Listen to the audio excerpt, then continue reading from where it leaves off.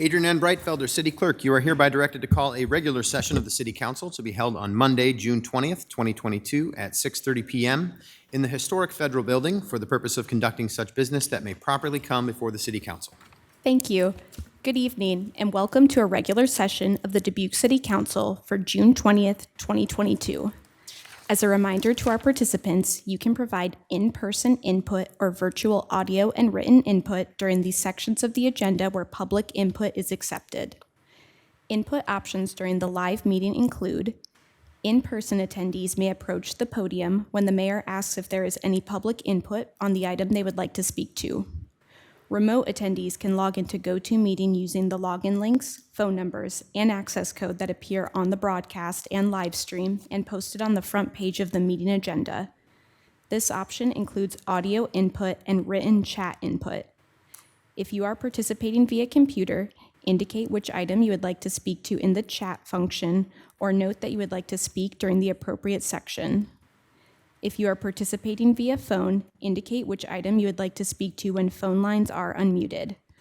All phone lines will be unmuted during the consent agenda, public hearings, and public input periods, and city staff will determine the speaking order of the participants. All comments, whether in person or virtual, must be accompanied by a name and address. Additionally, written public input is accepted by contacting the City Council directly from the city's webpage at www.cityofdubuque.org/councilcontacts and through the City Clerk's office email at ctyclerk@cityofdubuque.org. This information will be reiterated during the meeting. Attendance for the session is as follows: Mayor Kavanaugh. Here. Council members Farber. Here. Jones. Here. Resnick. Roussel. Here. Sprank. Wethel. Here. City Manager Van Milligan. Here. City Attorney Brumwell. Here. Thank you. Mayor Kavanaugh, I will turn it over to you for the Pledge of Allegiance. Thank you, Adrian. I invite everyone who is able to please stand and join us in the Pledge of Allegiance. I pledge allegiance to the flag of the United States of America and to the republic for which it stands, one nation under God, indivisible, with liberty and justice for all.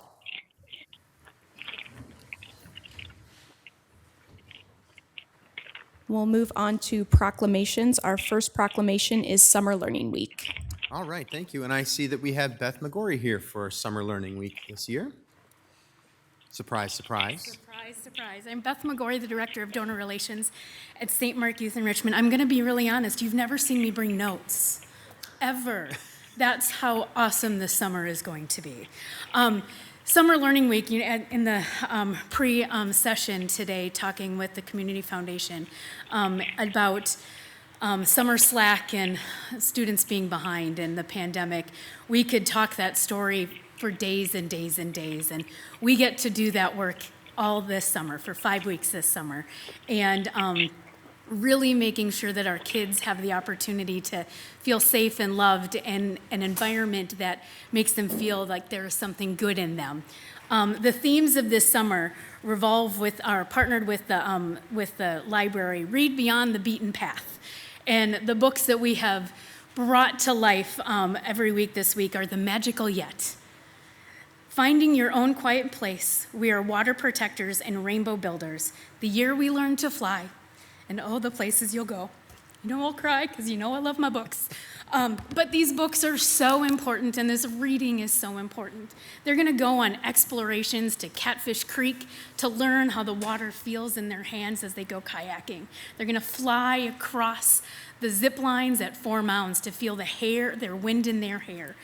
Our kids don't often get those feelings. They don't often get that big vacation.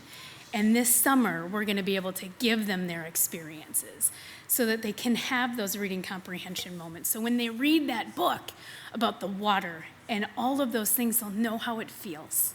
And that's how we know that we're going to get to our kids with reading. We're so thankful for so many beautiful partners, the city, obviously the city. The Boys and Girls Club is the most amazing partners, the Kiwanis Club, the Community Foundation, all coming through to take care of our beautiful children of Dubuque. There's almost 75 kiddos that'll be taking part in our program. Kindergarten, so incoming kindergartners, oh my gosh, they're tie-dyeing tomorrow, so if you want to drive by on Locust and Bluff, the kindergartners are going to be tie-dyeing. It's going to be hysterical. I have paint all over my hands. Like, they were just having a blast. But you're going to see these kids wandering through town, wave and say hi. Summer Learning Week is the second week of July, and I know I'm a little early, but I'm going on vacation. But we want to invite you to come and visit and invite our community. Many of you guys have shown up before and shown up for our kids, and you're going to get an invitation in the mail to come by and visit, and we so welcome you with open arms, because I'm going to tell you that those kindergartners are going to ask you, can I have a hug? And you're going to say yes. And so those kids just love every time you guys all show up for them, because they know that their community loves them. Well, thank you so much, Beth. I'm just excited as every time you come and talk to us, so thank you so much for being here and to accept this proclamation today. City of Dubuque proclamation. Whereas St. Mark Youth Enrichment has provided significant leadership in the area of community involvement in the education and well-being of our youth, grounded in the principle that quality summer programs are key to helping our children become successful adults. And Summer Learning Week is a week to reflect on the importance of keeping youth learning, safe, and healthy every summer, ensuring they return to school in the fall ready to succeed in the year ahead. And whereas summer learning programs are proven to maintain and advance students' academic and social growth, keep children safe and healthy during the summer, and whereas a wide array of public agencies, community-based organizations, schools, libraries, museums, recreation centers, camps, and businesses in our community contribute to the well-being of youth through summer programming. And whereas the City of Dubuque is committed to investing in the health and safety of all young people, and joyful summer learning experiences are a critical component of our collective effort to ensure Dubuque's educational recovery and that all students heal, grow, and thrive through and beyond this global pandemic. Now, therefore, I, Brad M. Kavanaugh, Mayor of the City of Dubuque, Iowa, on behalf of the City Council, staff, and residents of Dubuque, do hereby proclaim the second week of July 2022 as Summer Learning Week in the City of Dubuque, Iowa, and ask all residents to enthusiastically endorse and engage in innovative summer programs and activities that ensure all children have the opportunity to grow and be successful.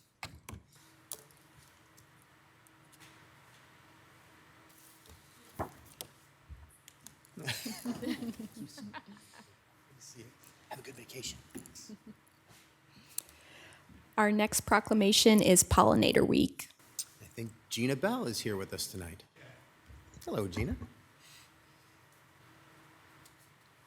Good evening, Mayor Kavanaugh, City Council members. I'm Gina Bell, City Sustainability Coordinator, and I just want to say thank you for this proclamation.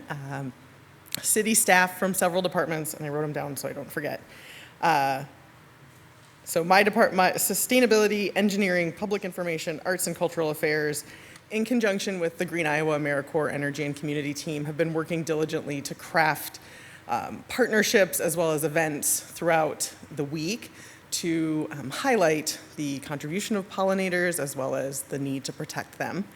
And it started yesterday, the week did, and every day we have events to celebrate the pollinators. And we're gonna culminate this at the Bee Branch Greenway with the Sustainability Fair on Friday night from 5 to 7. So you can hit the ribbon cutting at the tunnel, and then you can ride over to the Sustainability Fair, and there'll be food and music and lots of great informational booths there to share about pollinators as well as sustainability in general. Excellent. Thank you. I know we're all looking forward to Friday, so thank you for being here to accept this proclamation. City of Dubuque proclamation. Whereas we are all stewards and beneficiaries of the earth and its healthy and diverse ecosystem, it is vital to a thriving community, a vigorous local economy, and a sustainable environment. And whereas pollinator species such as birds and insects are essential partners of farmers and ranchers in producing much of our food supply. And whereas pollination plays a vital role in the health of our state's forests and grasslands, which provide forage, fish, and wildlife, timber, water, mineral resources, and recreational opportunities, as well as enhanced economic development opportunities for communities. And whereas pollinator species provide significant environmental benefits that are necessary for maintaining healthy, biodiverse ecosystems. And whereas the City of Dubuque has reduced pesticide use to increase wildlife habitats in 15 of our parks and natural areas. And whereas the City of Dubuque is hosting a week's worth of pollinator-friendly activities and events this week at the Bee Branch Creek. Now therefore, I, Brad M. Kavanaugh, Mayor of the City of Dubuque, Iowa, on behalf of the City Council, staff, and residents of Dubuque, do hereby proclaim the week of June 19th through 25th, 2022 as Pollinator Week in the City of Dubuque and urge all residents to recognize this observance and participate in contributing to a healthy, sustainable environment.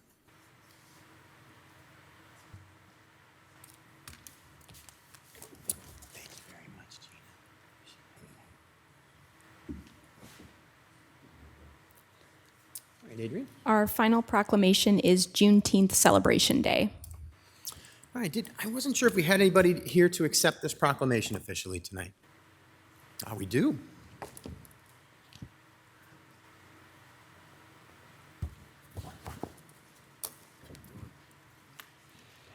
Good evening, Mayor and City Council. Alex Dixon. I'm Alex Lee as well. I'm Wesley Rayner. This is Parker.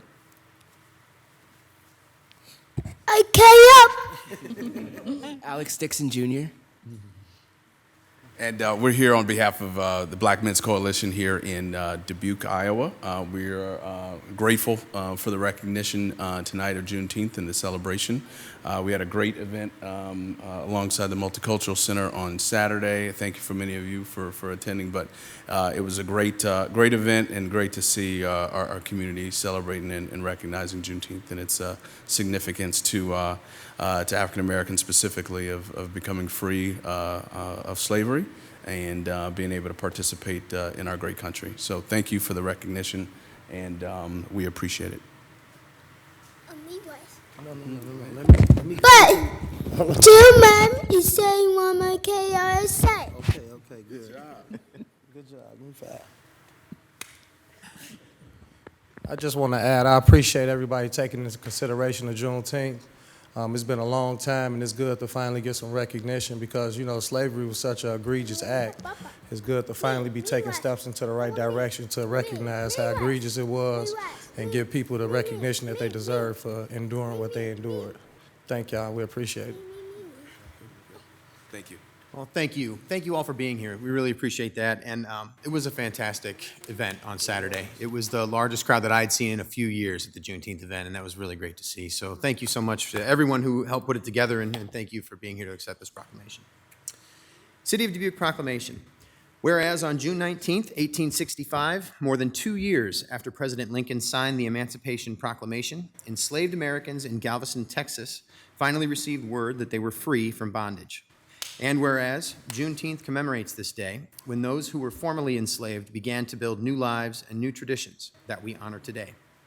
And whereas Juneteenth is the oldest nationally celebrated commemoration of the ending of slavery in the United States and commemorates African American achievement and reminds us of our willingness to learn and emerge from our darkest moments with hope, purpose, and resolve. And whereas on this commemoration, we recommit ourselves to the work of equity, equality, and justice, and we celebrate more than a century of African American resilience in the city of Dubuque and beyond. And whereas 47 states, including Iowa and the District of Columbia, recognize Juneteenth as either a state holiday or state holiday observance, and that beginning in 2023, the city of Dubuque will recognize Juneteenth as a paid holiday. And whereas Dubuque's Multicultural Family Center hosted a Juneteenth celebration this past Saturday, June 18th, from 12 to 3 at Comiskey Park.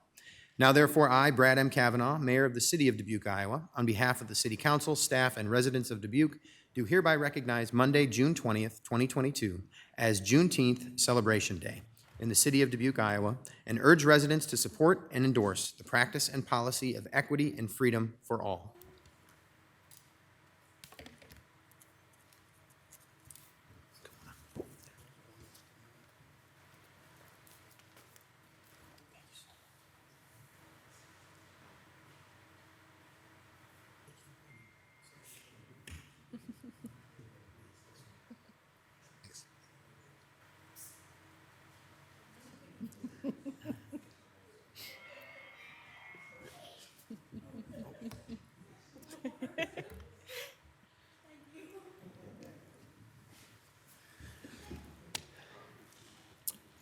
All right, Adrian. We will move on to consent items.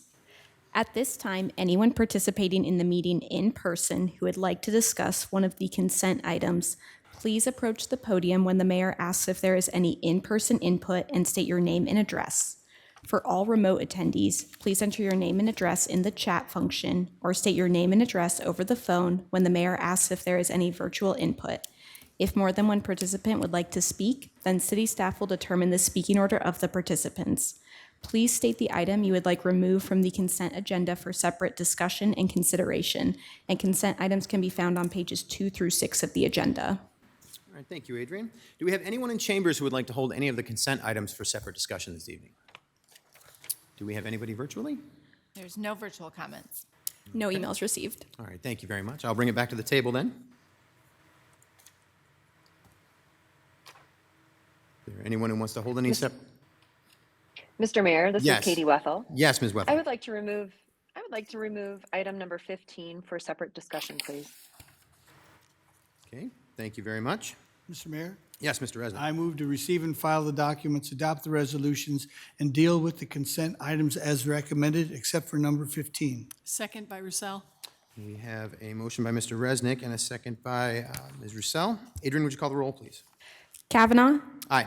Jones, Aye. Wethel, Aye. Resnick, Aye. Farber, Aye. Roussel, Aye. Sprank. Aye. That motion passes 7-0. Ms. Wethel, I'll come back to you for number 15, please. Yes, thank you, Mayor Kavanaugh. I have spoken with City Attorney Crenna Brumwell regarding my participation in the voting for item number 15 on the consent agenda. And I was advised that although I do not have a legal conflict, as I do not have direct financial interest, I am abstaining from the vote this evening for direct funding for GDDC while my father is the president of the organization. I think Ms. Wethel meant number 14. Yeah. Not 15. Yeah, Ms. Wethel, we just noticed that you're actually talking about number 14 rather than number 15, which isn't, that's not a problem. Do we need to adjust any motions from before? Yes, if we can get if the earlier individuals, I don't recall who it was. We had Mr. Resnick and Ms. Roussel. Am I looking at the wrong thing? It has 15 as the Greater Dubuque Development Corporation contracted service. This one has. On my, It's 14 on mine. It's 14 on Hold on, let Yeah. me look. In the online agenda, the it's Greater 14. Dubuque Development Corporation item is number 14. That's what I'm seeing too, is number 14. Yeah. so, My Has this my been a- apologies. Yeah, but I it's I think 14. I was looking at the. has it been adjusted since it was sent out to? Yeah. I mean, I Not didn't to make my this up. knowledge, no.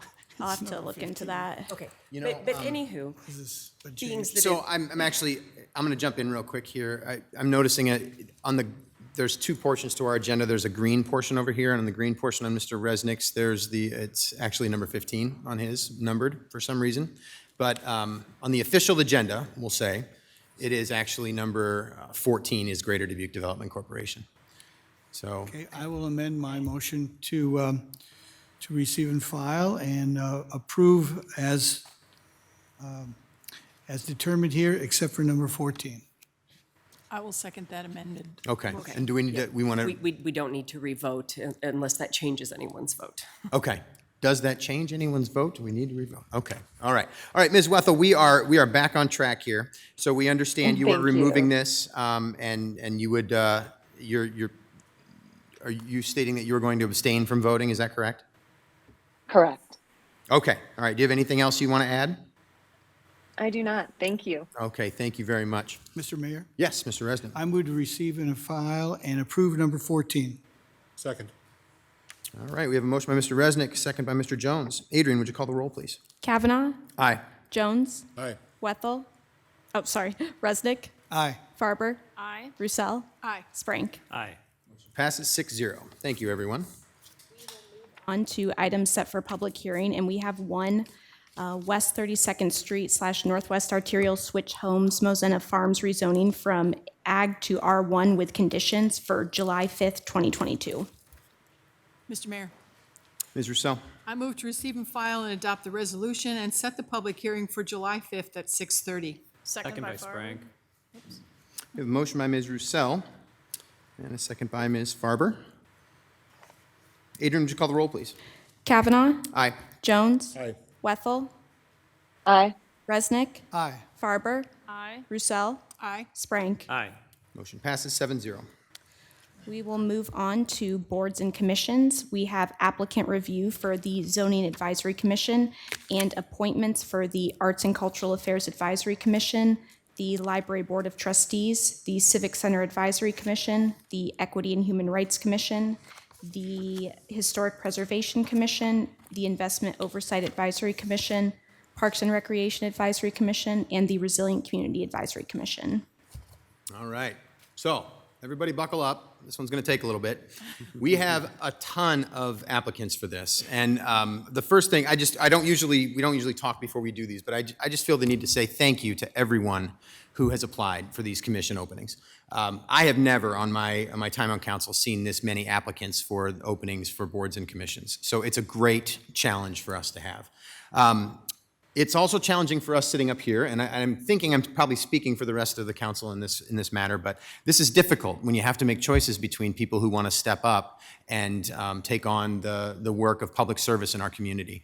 So I don't know how everybody else chose, but I know that there was some random choosing in my situation when I had to choose between very, very good applicants. So as we vote tonight, I want the applicants who showed up here and applied for these boards and commissions to please continue to come in this direction and continue to apply if you're not chosen this evening. It's a great way to serve the city of Dubuque, and we are very appreciative of it, but we do have to choose for the openings that we have. So, with that said, I want to just kind of lay this out for everybody. There are, for everybody here at the table, there are a few of these openings where we have multiple different terms that are open, and then we have multiple candidates. In those cases, what I'm generally going to be doing is asking for a roll call vote where we go around and we name the number of applicants that we want. There are several later down the line where we have just, say, 2 openings and 2 applicants. For those, I'll be entertaining a motion, and I'll remind everybody as we go, okay? So for the first, and Adrian, are you okay if I just kind of roll from this point forward? Mm-hmm. You can stop me if anything, if I'm doing anything wrong, please tell me. Mr. Mayor, could I back you up? We do have Yeah, the absolutely, applicant Mr. review Jones. for the one position. You know, that's a great way to stop me first, to tell me I'm doing something wrong, because yes, we need to do the applicant review first, so I appreciate that. I got ahead of myself there. So we have applicant review for the Zoning Advisory Commission. We have 1 3-year term through July 1st, 2025, and 1 applicant. Do we have anyone in the chambers or virtually to address us on this opening? None virtually. Seeing and hearing no one, then we can move on to where I was already. You're doing so well, too. I know, I was really rolling along. So boards and commissions appointments. Our first is Arts and Cultural Affairs Advisory Commission. We have 4 openings. All of them are the same 3-year term, and we have 8 applicants. So what I will ask is I'll have Adrian go around and ask for the roll, and the councilmen will each vote for 4, please. Kavanaugh, Doug Donald, Ali Lavasseur, Nick Halder, and Aaliyah Harrion. Jones, Shirley Davis Orwell, Doug Donald, Sue Rydell, Brianna Thompson. Wethel, Nick Hadler, Ali Levasseur, Susan Rydell, Brianna Thompson. Resnick, Shirley Davis Orwell, Nick Calder, Susan Rydell, Ilea Harrion. Farber, Shirley Davis Orwell, Doug Donald, Nick Halder, Susan Rydell. Roussel, Shirley Davis Orwell, Nick Halder, Susan Rydell, Miles Turner. Sprank, Shirley Davis Orwell, Doug Donald, Brianna Thompson, Miles Turner. Okay. I have 5 votes for Shirley Davis Orwell, 4 for Doug Donald, 5 votes for Nick Halder, 5 votes for Susan Rydell, and I believe those are the 4 highest vote getters. All right, off and running. So Shirley Davis Orwell, Doug Donald, Nick Halder, and Susan Rydell are each appointed to 3-year terms through June 30th, 2025. Our next appointment is a mayoral appointment to the Board of Trustees. We have 2 openings and 2 applicants, from what I understand, for 4-year terms through July 1st, 2026. So I would like to appoint Andrew Bland and Alanda Gregory, and I would ask for council concurrence in this. Seeing concurrence, then, Andrew Bland and Alanda Gregory are appointed to the terms on the Board of Library Trustees. Next, we have the Civic Center Advisory Commission. There are 3 openings. All are the same 3-year term, and we have 4 applicants, so we'll do call the roll, and each council member can vote for 3, please. Kavanaugh, Rod Baki, Brenda Christner, and Mackenzie Blau. Jones, Todd Baki, Brenda Christner, Mackenzie Blau. Wethel, Rod Baki, Mackenzie Blau, Brenda Christner. Resnick, Rod Baki, Brenda Christner, Mackenzie Blau. Farber, Rod Baki, Brenda Christner, and Mackenzie Blau. Roussel, Rob Baki, Brenda Christner, Mackenzie Blau. Sprank, Rod Baki, Brenda Christinger, and Mackenzie Blau.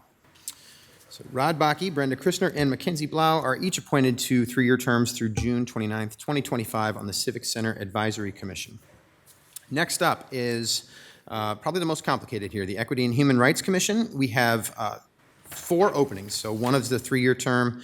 We have 2 3-year terms through, I'm sorry, the first one is through the 2023. The next 2 are through 2024. And then we have 1 term through 2025.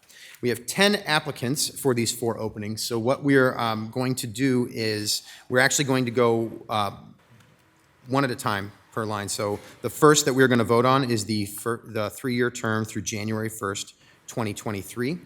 And we decided, after speaking with City Clerk, what we decided would be easiest is to just go through and do the roll and name your applicant for that particular opening. So if you would call the roll, please, Adrian. Kavanaugh, Lauren Link, Jones, Yindra Dixon. Wethel, Yindra Dixon. Resnick, Yinder Dixon. Farber, Yindra Dixon. Roussel, Yindra Dixon. Sprank. Yinda Dixon. So Yindra Dixon is appointed to 1 3-year term through January 1st, 2023. Our second vote on this one is actually for 2 different individuals. Each will be in a 3-year term through January 1st, 2024. So we'll call the roll, please, and we'll each vote for 2. Kavanaugh, Lauren Link and Janelle Branch. Jones, Janelle Branch, Aaliyah Harrion. Wethel, Carla Anderson, Janelle Branch. Resnick, Carla Anderson, Ilea Harrion. Farber, Janelle Branch. Aaliyah Harrion. Roussel, Janelle Branch and Aaliyah Harrion. Sprank. Janelle Branch and Aaliyah Harrington. All right, so Janelle Branch and Aaliyah Harrion are each appointed to 3-year terms through January 1st, 2024. Our final term for the Equity and Human Rights Commission is 1 3-year term through January 1st, 2025. So each of us will name 1 person, please. Kavanaugh, Lauren Link, Jones, Carla Anderson. Wethel, Carla Anderson. Resnick, Carla Anderson. Farber, Lauren Link. Roussel, Carla Anderson. Sprank. Lauren Link. So Carla Anderson received 4 votes. She will be appointed to the 3-year term through January 1st, 2025. Okay. Moving on to the Historic Preservation Commission, we have 2 3-year terms through July 1st, 2025, and we have 2 applicants. So I would entertain a motion to appoint in this case, please. Mr. Mayor, Mr. Jones? I move that Janice Esser and Rick Studer be appointed to the 2 3-year terms through July 1st, 2025 on the Historic Second by Preservation Roussel. Commission. I have a motion by Mr. Jones and a second by Ms. Roussel. Adrian, would you call the roll, please? Kavanaugh, Aye. Jones, Aye. Wethel, Aye. Resnick, Aye. Farber, Aye. Roussel, Sprank. Aye. Motion passes 7-0. Janice Esser and Rick Studer are appointed to the Historic Preservation Commission. The next is the Investment Oversight Advisory Commission. We have 1 3-year term through July 1st, 2025, and 1 applicant, Mr. Joshua Merritt. I would entertain a motion for this one as well, please. Mr. Mayor, Ms. Roussel? I move to appoint Joshua Merritt to the Investment Oversight Advisory Commission. Second by Sprang. A motion by Roussel, second by Sprank. Adrian, would you call the roll, please? Kavanaugh, Aye. Jones, Aye. Wethel, Aye. Resnick, Aye. Farber, Aye. Roussel, Aye. Sprank. Aye. Motion passes 7-0. Joshua Merritt is appointed to the Investment Oversight Advisory Commission. All right, we're getting there. Next up, we have the Park and Recreation Advisory Commission. This one is three-year terms through June 30th, 2025. We have 3 openings, but 4 applicants. So in this case, we will call the roll, and if you could each name 3, please. Kavanaugh, Josh Jorgensen, Lori Allendick, and Hobie Wood. Jones, Lost my place, sorry. Gilbert Baca, Lori Allendick, Hobie Wood. Wethel, Gilbert Baca, Lori Allendick, Hobie Wood. Resnick, Gilbert Baca, Lori Allendick, and Hobie Wood. Farber, Gilbert Baca, Lori Allendick, Hobie Wood. Roussel, Gilbert Baca, Josh Jorgensen, and Hobie Wood. Sprank. Gilbert Baca, Josh Jorgensen, and Hobie Wood. So Gilbert Baca, Lori Allendick, and Hobie Wood are appointed to the Park and Recreation Advisory Commission through June 30th, 2025. And the final one here is the Resilient Community Advisory Commission. We have 1 3-year term through July 1st, 2025, and 1 applicant, so I will entertain a motion, please. Mr. Mayor, Mr. Jones. I move that Sandra Evans be appointed to a 3-year term through July 2025 of the Resilient Community Advisory Commission. Second? Motion by Jones, second by Resnick. Adrian, would you call the roll, please? Kavanaugh, Aye. Jones, Aye. Wethel, Aye. Resnick, Aye. Farber, Aye. Roussel, Aye. Sprank. Aye. Motion passes 7-0. Sandra Evans is appointed to the Resilient Community Advisory Commission. Thank you, everyone. Nice work. We will move on to public hearings. At this time, anyone participating in the meeting in person who would like to discuss one of the public hearing items, please plan to approach the podium when the mayor asks if there is any in-person input for the public hearing you would like to speak to.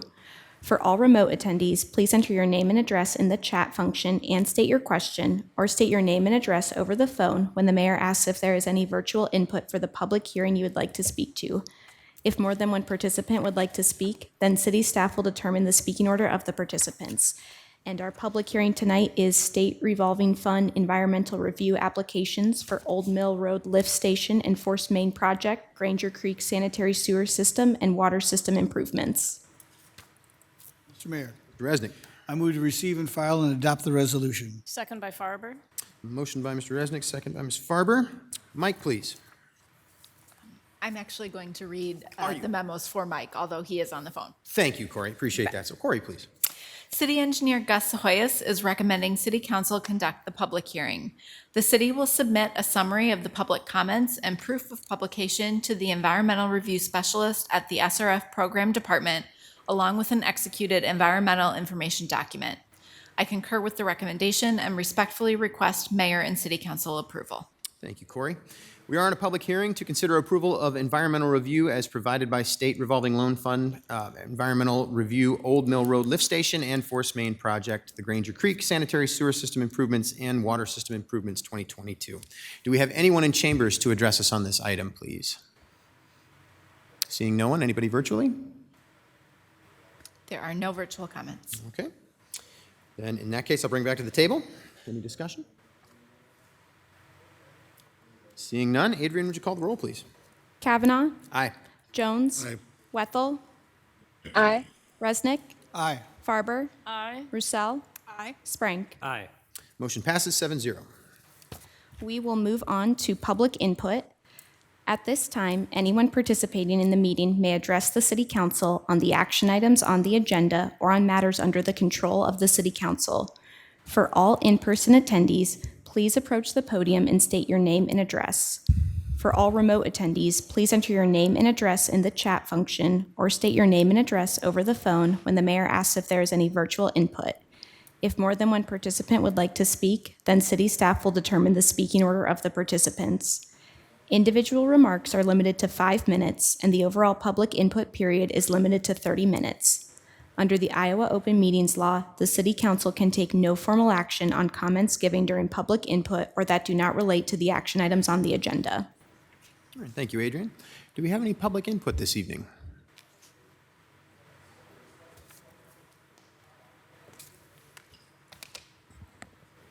Molly Grover, Dubuque Area Chamber of Commerce, 300 Main Street.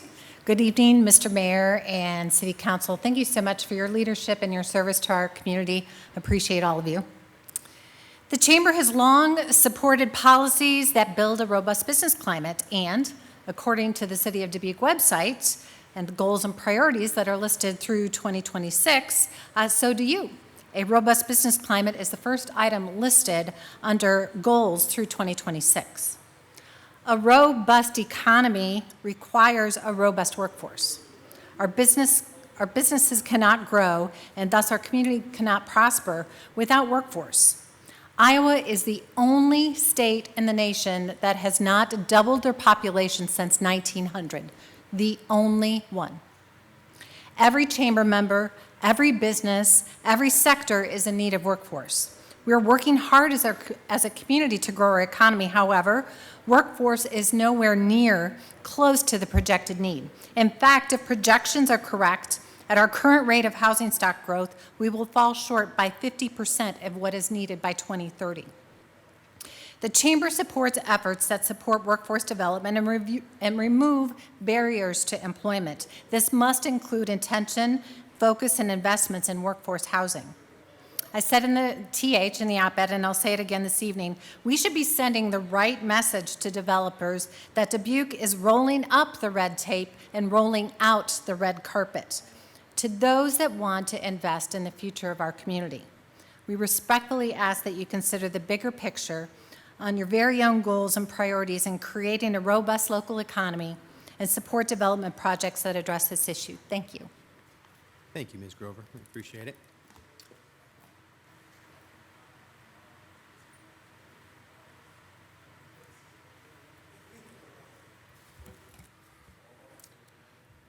Mayor Kavanaugh, ladies and gentlemen of the City Council, City Manager Mike Van Milligan, and most excellent city staff. My name is Rick Dickinson. I have the pleasure of serving as the president of Greater Dubuque Development Corporation, and I'd like to visit with you about a couple matters, and thank you for the privilege. First, I want to thank you for the nearly unanimous support of the Contracted Services Agreement for Greater Dubuque Development Corporation. I want to acknowledge to the citizens of Dubuque your support of our efforts to transform this community in the next 5 years. 28 years ago, when I began at Greater Dubuque Development Corporation, the budget was approximately 65% supplied by the city of Dubuque and 35% among all others. I'm pleased today to say that that's been right-sized. Today, the budget that will be before us at Greater Dubuque Development from July 1 through June 30th, the city's investment is now 1/3 of that, and the balance is taken care of by the private sector and other investors. It's also a very robust budget in the next 5 years to do some critical things, and that's the second thing I wanted to visit with you about. We're shooting to increase the number of people working in the metropolitan statistical area of Dubuque, which is Dubuque County, by 5,000 to 64,000 by June of 2027. We are looking to increase the population of Dubuque County by 5,000 in that same period of time. Dubuque County in the last 10 years had some of the strongest population growth in the state, although it was still modest by national standards, at little over 6% for Dubuque County from 2010 to 2020. Unfortunately, none of that growth occurred in Dubuque, Iowa, the city of Dubuque. A third goal is to increase investment in our community by $1 billion in the next 5 years, but that over half of that will come in the way of investment, private investment in housing, which is critically needed for the first two conditions and goals we've established for the next 5 years of increasing the number of jobs in our market and increasing workforce and increasing population. Because we have a dearth of available housing, both single-family residences and rental, in our community.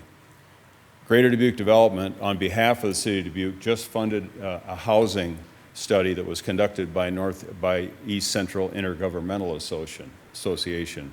And that study clearly indicates that we have a significant deficit in housing in our market. And we can't achieve our other goals unless we fix that. I want to make it clear that Greater Dubuque Development Corporation is unconditionally supportive of the Switch project.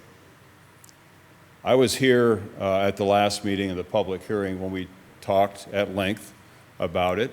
The neighbors expressed their right to have concerns about a number of issues, including traffic, and I respect that input.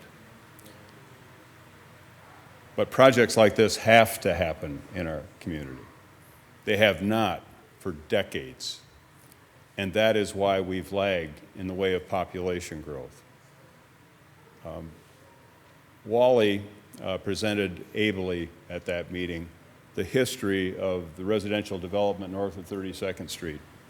He laid it out to you that Tiffany Court is, and the history of that development, always intended for the development to take place to the west or to the east of that road. It is not a court, it is not a cul-de-sac, it is access to the next step of development. And Wally made it clear that that public hearing was only about rezoning to what it had always been intended to be rezoned, and that is residential from ag. But then he went through the gauntlet of steps that remained for anyone to even turn a spade to create one foundation for one home when the community has a tremendous deficit of housing. Dubuque in years past has been somewhere between conservative and miserly in its approach in investing and partnering with developers to create the essential component of housing in our market. And the city is changing that now, recognizing the need. I applaud that, and I look forward to the public hearing on the 5th and in being support of this among many projects going forward. Thank you for the time. Thank you very much, Mr. Dickinson.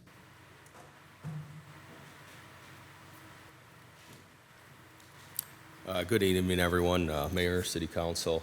I'll be very brief. First, I do want to give very high praise to all of you. I was unable to be here live for Can I the... have you identify yourself I'm sorry. and give your address? That's okay. Yes, Thank you. Eric Lucy, 2736 Tiffany Court. I apologize. Yeah, I was stating I was unable to attend it live, but I was able to watch via live at my hotel room, and I did watch the entire 4 hours of the City Council meeting, and I've mentioned to a couple of you already that I'm very, very happy that we have you all sitting up here. I don't think most people understand the commitment that you all have and the decisions that you have to go through. So just publicly wanted to state thank you for listening to everyone. I do want to piggyback on Molly Grover and Rick Dickinson's comments. I don't think there's anyone here that disagrees we need more housing, and we would like to have more housing. We just want to do it so that we are assured that it's safe and adequate and full access for whatever and wherever the housing does become. I did watch the video, the feed later the following day, just because there was so much, and especially when you got into the procedural part, I was getting a little confused. And I noticed something, that there were 5 times that we used the word desperate for housing or need for housing. We are serious about trying to create 600 units. We need housing so badly. And this was all stated by those of you sitting up here. Nobody disagrees with that. Then there were 12 comments that said we meet compliance. it meets the minimum standards. It meets requirements. I suppose legally it counts. It does meet our requirements. There's about 12 comments of that. I just want to say, we do need housing. Let's just not be so desperate because of the time that we're in that we do the minimum. I think if any one of us in this room, anyone listening, we're having a house built and your contractor, your plumber, your electrician walked up to you and said, hey, I'm desperate, but this does meet the requirements, you'd probably have a moment of pause. And so that's all we're asking, is that we do this, let's just do it right. Thank you for your time. Thank you, Mr. Lucy. Any other public input this evening? Seeing no more in chambers, do we have any more virtually? Mr. Mayor, Matt Mulligan wants to indicate that he doesn't intend to speak during public comment, but he is available regarding action item 1 if needed. Okay, thank you. Mr. Mayor, the city clerk received written input from Ryan Semp of the Dubuque Chamber of Commerce regarding action item number 1. All other written input received was related to the R1 rezoning, and so that input will be included in the public hearing on July 5th. Okay, thank you, Adrian.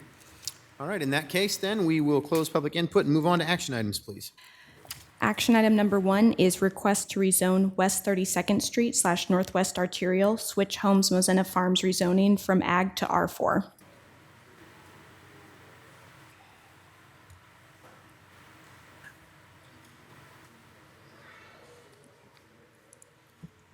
Mr. Mayor. Yes, Mr. Jones. I'm a little bit at a loss, having not been able to attend the last meeting and trying to watch it on TV and keep up with the legal memos. But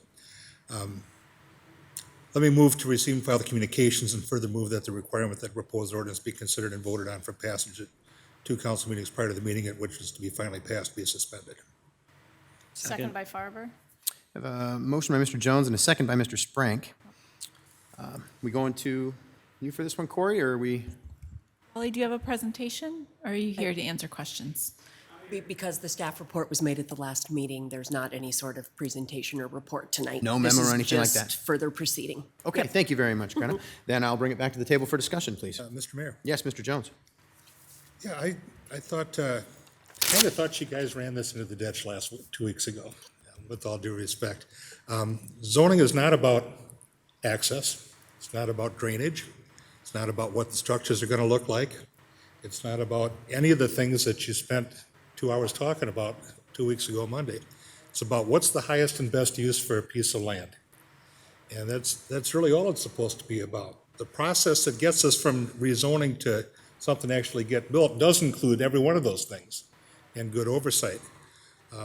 But the things that Molly Grover was talking about tonight, the things that Ryan was talking about in his letter to council on behalf of the chamber are kind of big things. And Brad referred to this at the council meeting 2 weeks ago. We don't want to be a barrier to development. Now, we're going to be a barrier to bad development.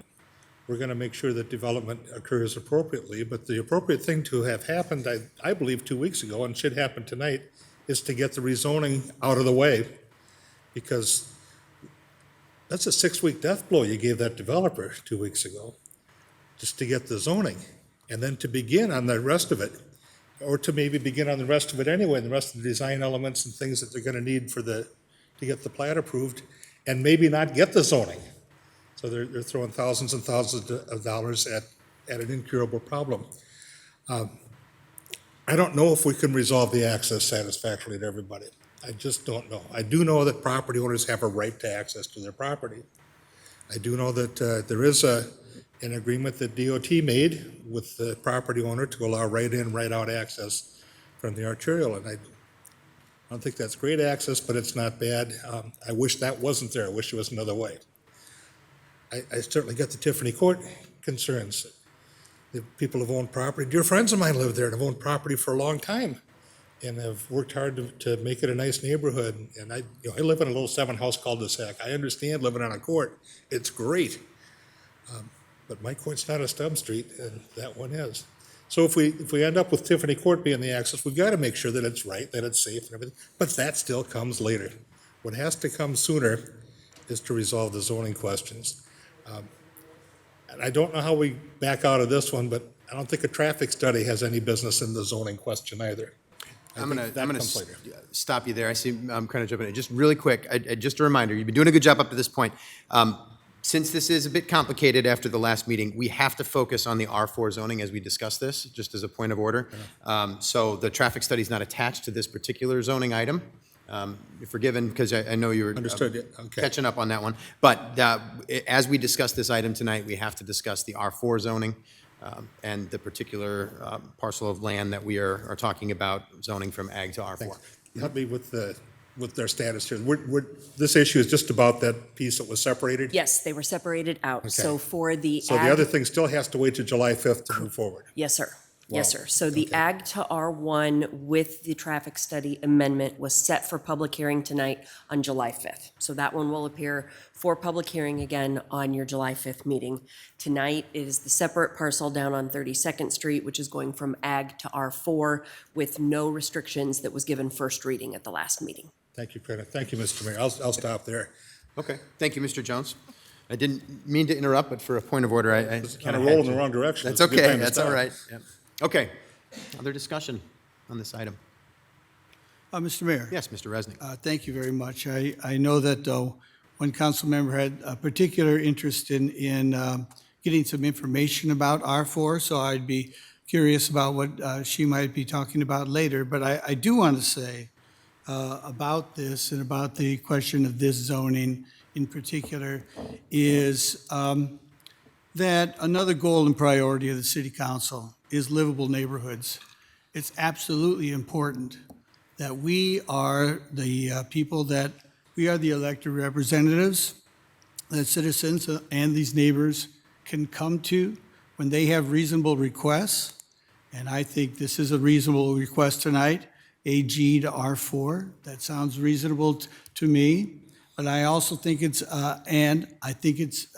really important for us, not just to, not to forget the citizens of Dubuque in these concerns and about what makes livable neighborhoods. So I'm glad that we are continuing to talk about this and discuss it. And when we consider the bigger picture, we want to make sure that the bigger picture does include the neighbors. So I want to express support for this AG to R4 change, and I'd be willing to also go for the waiving of the readings. Thank you, Mr. Mayor. Thank you. Seeing no other comments, Ms. Wethel, did you have anything to add? I want to make sure I ask. Yes, so it was my concern last week to divide the two zonings, and I do feel that I have, as someone who's the newest member of council, I've worked hard to try and become as well informed as I can. And my understanding, and I think I have grown in this now, is that there is a time and a place for concerns about specific development details, but the time and the place are different. And so to me, we need to move forward with the R4. I also agree we should waive future readings. And I am in favor of whatever it takes to move this forward swiftly. And I endorse development in Dubuque. Thank you very much, Ms. Wethel. Well, I would basically echo a lot of what Ms. Wethel just said, especially, but there's a time and a place to be asking certain questions about zoning, and I think, or things that are beyond zoning, I should say. And we are here tonight to talk about rezoning this particular parcel of land. I'm happy to see that we are hopefully going to waive the 3 readings. I hope that we can vote for that. I know I plan to waive the next 2 readings, I should say, because I do think that we need to move as expediently as we possibly can. I actually, as we do that, as we choose to waive readings and move expediently, it happens with the trust that our City of Dubuque staff is working hard and diligently to do things right. And so far, what I've seen on this particular item is that the staff has walked the process correctly. They've done it right. They do a pretty incredible job, actually, when you look around and see what is going on with planning and zoning and engineering and all the different things that happen when we have to talk about things like this. So I'm looking forward to voting for this, and I appreciate the discussion that we're continuing to have, and I'm looking forward to being able to talk about the rest of this particular project later on. So with that, we have a motion to waive the rest of the readings, and Adrian, would you call the roll, please? Kavanaugh, Aye. Jones, Wethel, Aye. Resnick, Aye. Farber, Aye. Roussel, Aye. Sprank. Aye. Passes 7-0. Mr. Mayor, Mr. Jones. I move final consideration and passage of the ordinance. Second by Sprank. I have a motion by Jones, second by Sprank. Adrian, would you call the roll, please? Kavanaugh, Aye. Jones, Aye. Wethel, Aye. Resnick, Aye. Farber, Aye. Roussel, Aye. Sprank. Aye. Motion passes 7-0. Action item number 2 is Five Flags Civic Center performance update presentation. Mr. Mayor, Ms. Roussel. I move to receive and file and view the presentation. Second by Sprank. I have a motion by Roussel, second by Sprank. HR, I see you're already on your way. On my way. Thank you. HR Cook, General Manager, Five Flags Center, the ASM Global. We were supposed to give this report a couple months ago, so it's kind of odd. We've got like 2 months left of our financials, so I'm giving you like the 3/4 year report instead of the half year report. Real quick, my presentation is kind of lengthy. You can read through it, but I wanted to go through some of the highlights this year. Again, 2021-22, very successful year for Five Flags Center. You know, coming out of COVID-19, we were able to open before most other buildings in the Midwest and across the United States, and that kind of drove the momentum in for this particular year. Being able to open our doors again full capacity was a welcome relief to a lot of our patrons coming in through the doors. We're able to again bring in families, concerts, sporting events, some social groups that came in, and of course we always open up our doors for those who do any training, like the firefighters or the police department with their dogs. You may have saw in the news a couple months ago regarding a fire at the Canfield Hotel. We were the host for those residents for a few days until they could find other places to stay. So, you know, again, Five Flags Center, again, where it's located, very versatile, very flexible piece of property, and very useful to the citizens in downtown.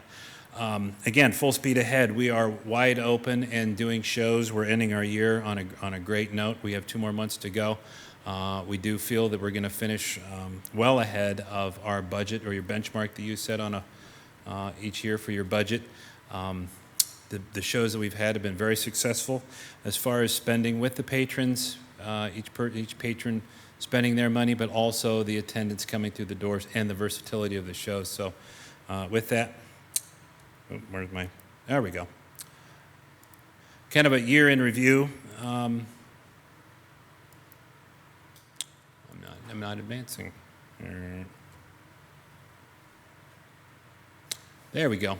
Kind of a year in review. A couple of the items that, you know, of course we have the theater and we have the arena. Some of the newer events that we're pretty excited this year that we saw an increase in attendance from pre-COVID days. Blippi the musical. If you don't have grandkids or you don't have children under 5, you don't know who Blippi is, you're lucky, because the songs get stuck in your head, and they're stuck in our head, but it was very profitable songs in our head. We were able to, just a couple weeks ago, we had Steve-O, we've had Styx, Whiskey Myers made his first appearance here, Dustin Lynch, but more importantly, a lot of kids shows like Dinosaur World Live was in the theater.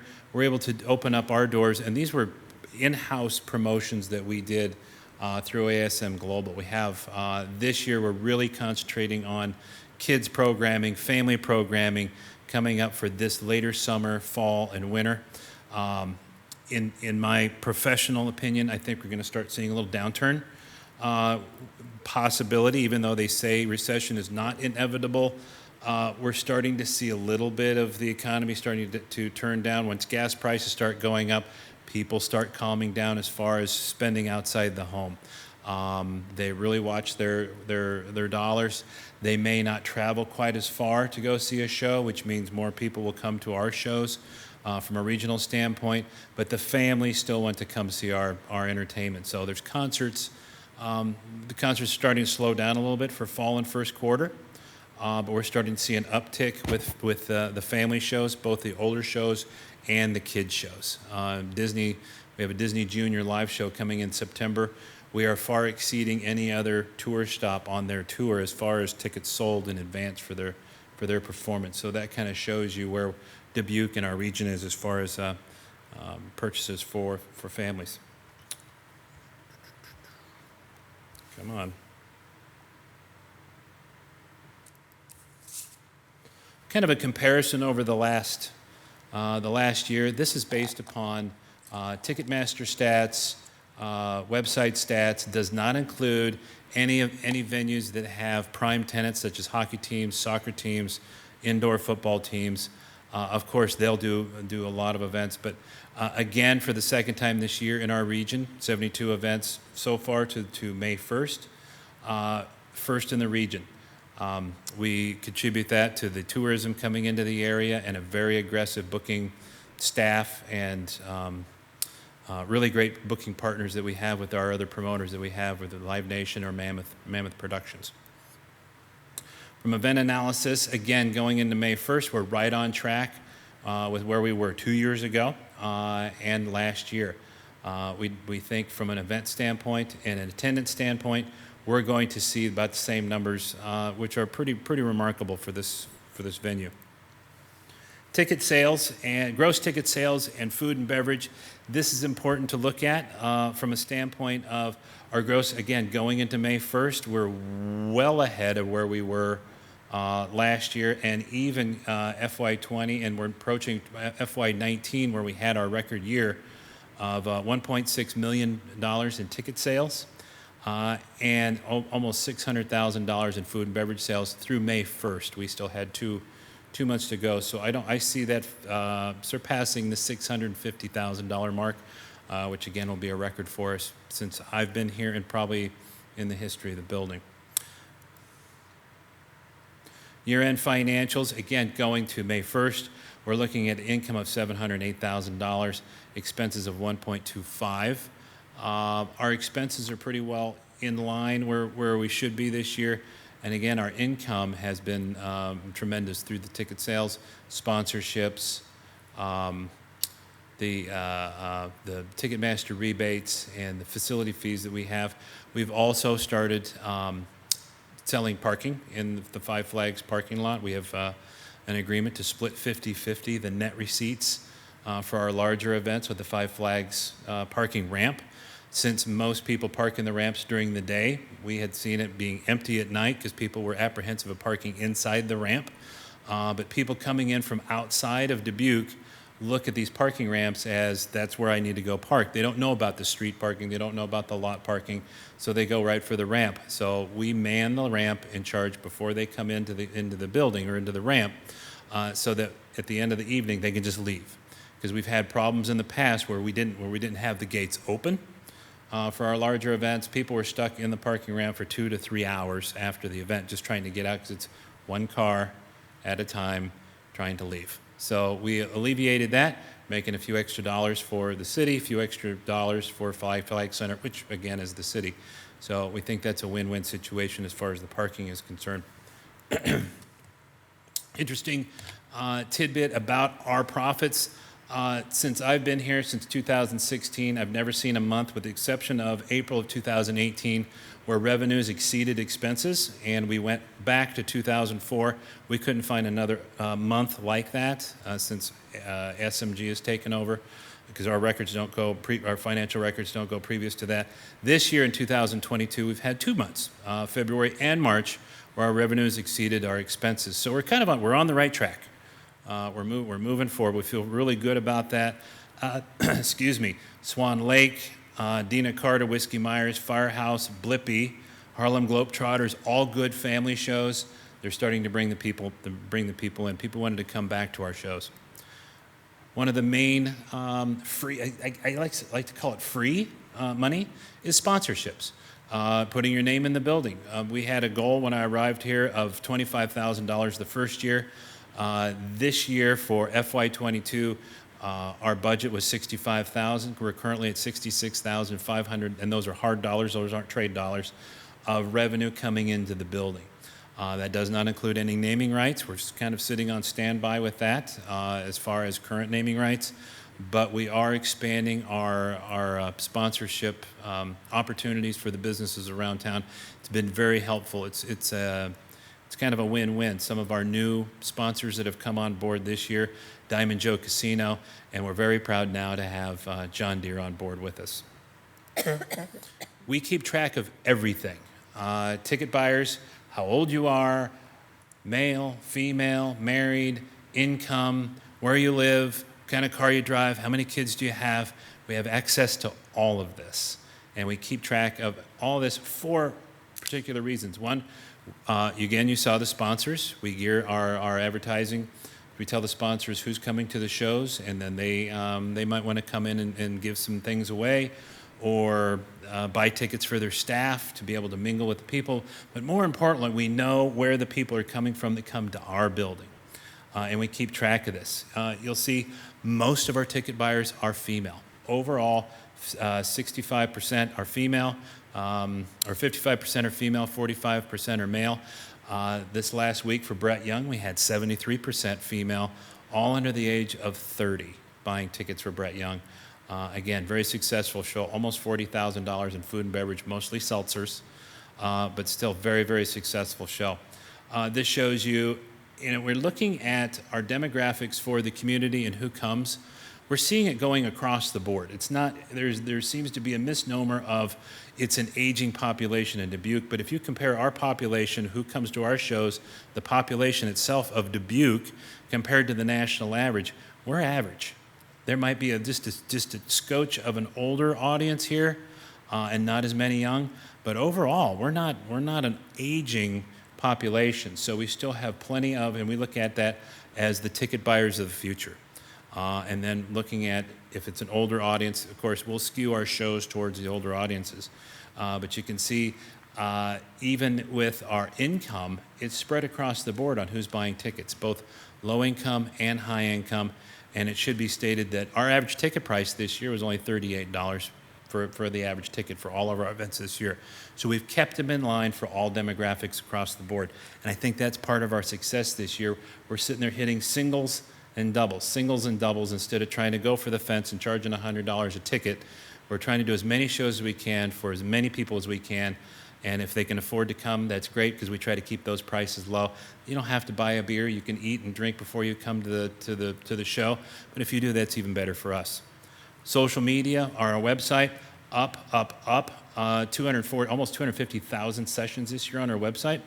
79% of the sessions were on mobile. That's not surprising, but it was surprising a couple years ago.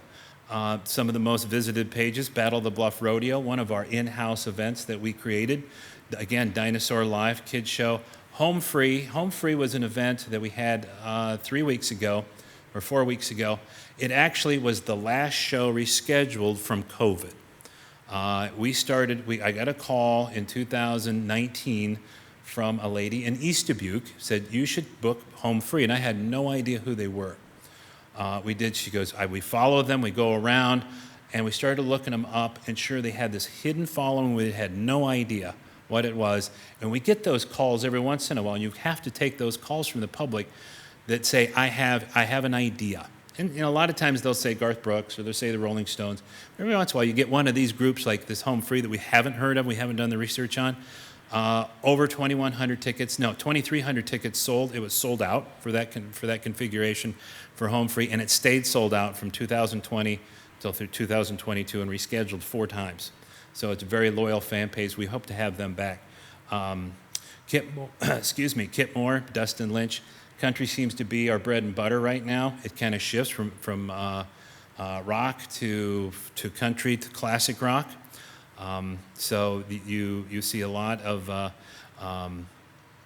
then it'll go to the younger audience, to the family events, like I'm saying, predicting for this fall. Social media, we have almost 20,000 followers on Facebook. 2016, 2012, when the social media started, we had 1,500, 500. When I arrived, I think we had 6,000, and so you can see that growing. Our Twitter followers and our Instagram followers are following suit. We always try to stay in. Oops, I clicked too fast. We always try to stay in the media as much as possible. And granted, not all publicity is good publicity, but the things that we do, we try to make sure that we put our best foot forward and always represent the city of Dubuque and its employees and its citizens the best way we know how. Whether it be the Swan Lake with the dancers from Russia who had some Ukrainians in with them, that wanted to send a message to everyone, to Lindsey Sterling, who came here on the 5th of July, played to an audience of almost 2,800 the day after the 4th of July. Wonderful show. She loved it here. And again, through the disasters or the training, we always try to keep Five Flags front of mind awareness. Fun fact, tonight on Reels Television, right about now, they're doing a documentary on the Scorpions, the musical group The Scorpions. The Scorpions played here with Judas Priest and Def Leppard in 1980. They dug through the facts, and they're doing an interview with the drummer of the Scorpions, and they played a show here in 1980. Again, it was a heavy metal show. They got really drunk. They went back to the Best Western and trashed the lobby, poured a beer in a television. It started smoking, blowing up. They go back up to the room, and the drummer trashes the room. The next day, he goes, "What happened?" He goes, "You don't remember what happened?" He goes, "No, well, he must have blacked out." The Scorpions then named their next album and created the album, partially in Dubuque, called Blacked Out. So that's on tonight. So a little bit of history. Found that out late last night. Again, service to the community. We do a lot. We try to do a lot with school bags, school giveaways. Anybody who wants to come in that may need assistance from us as far as a space that can't afford to pay, we'll look at it, and if our schedule allows, we'll make sure we may take care of them. Unlike a lot of departments or other businesses in town, we are fully staffed. Our full-time staff, we are at full staffing now. Aaron Rainey, you may have seen him down at the Moon Bar at Diamond Joe Casino. Julie Huseman is our new finance director.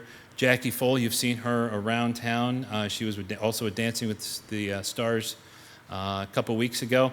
And Nick Farfan, who played football for Loris, was our intern, and we realized he was so talented. He's from Chicago. We didn't want him to go back to Chicago. We wanted him to stay here in Dubuque. So we actually created a position for him so he didn't leave because he liked it here so much. And so we hope to keep him here and hopefully eventually let him grow in the fold of ASM Global and move him up eventually. But he really enjoys Dubuque. So you may have seen the article yesterday in the TH.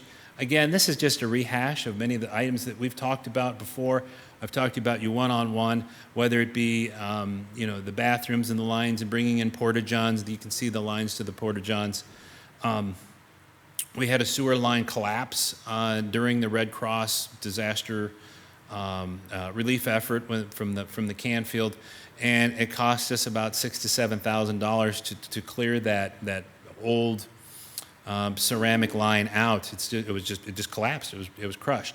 So we almost had to cancel several of our ticketed events in a couple of days later. But we worked 24 hours a day, spent a lot of overtime with the company. They dug it out. We got it fixed. But again, bottlenecks in the entry areas, the lack of an elevator in the theater, ADA accessibility all over the building. We've talked about it. We're going to talk about it again on the 11th. And hopefully come to some conclusions on what should happen. 2022 highlights. Cody Jinks, 2,500 in attendance. Great event. That one kind of fell in our lap as a last minute. Again, I knew the promoter and the agent. He was looking to try to get from Chicago to Omaha. Could have gone to Des Moines, could have gone to Cedar Rapids, chose Dubuque because he knows that we can buy tickets and we can move tickets very quickly here in the city. Chris Jansen, again, Dinosaur World Live, Aaron Lewis, REO Speedwagon. That whole week, total attendance of 7,700 people. It was a little bit of something for everybody. We're starting to see a lot of success, what's called Red Dirt Country. It is a Texas country sound. that is just coming up through the Midwest. It's not on the West Coast, it's not on the East Coast. Cody Jinks is one of the superstars of this red dirt country, and we're really, Co-Wetzel that we had also sold out our building and did very successful. So we're kind of looking and trying to find those niche markets that we can really capture and kind of expose and extrapolate before the rest of the United States kind of discovers this music genre. Interesting fun fact, Co-Wetzel, again, our per caps, that's the amount of money spent per person per night on food and beverage. Set a new record of $32 per person, every man, woman, and child in the building, $32 per person, which those aren't rookie numbers, those are big city numbers. People are spending money when they come to our facility, and we're setting up satellite stands, trying to expose people to as much revenue generating opportunities as we can with what we have. First Fleet, they're out of Des Moines. This was their second show with us, and they now have several concert holds for the fall and the spring, so we hope to have them back. Lainey Wilson and Kip Moore, again, very successful show. Again, that country. We're starting to take care of as much country as we can. Again, Dinosaur World Live, that was in the theater. We sold out the first show, put another show on sale, almost sold that out. We're starting to see a lot of promoters starting to compliment us on our staff, our service, very professional staff. We had the Kip Moore that you saw.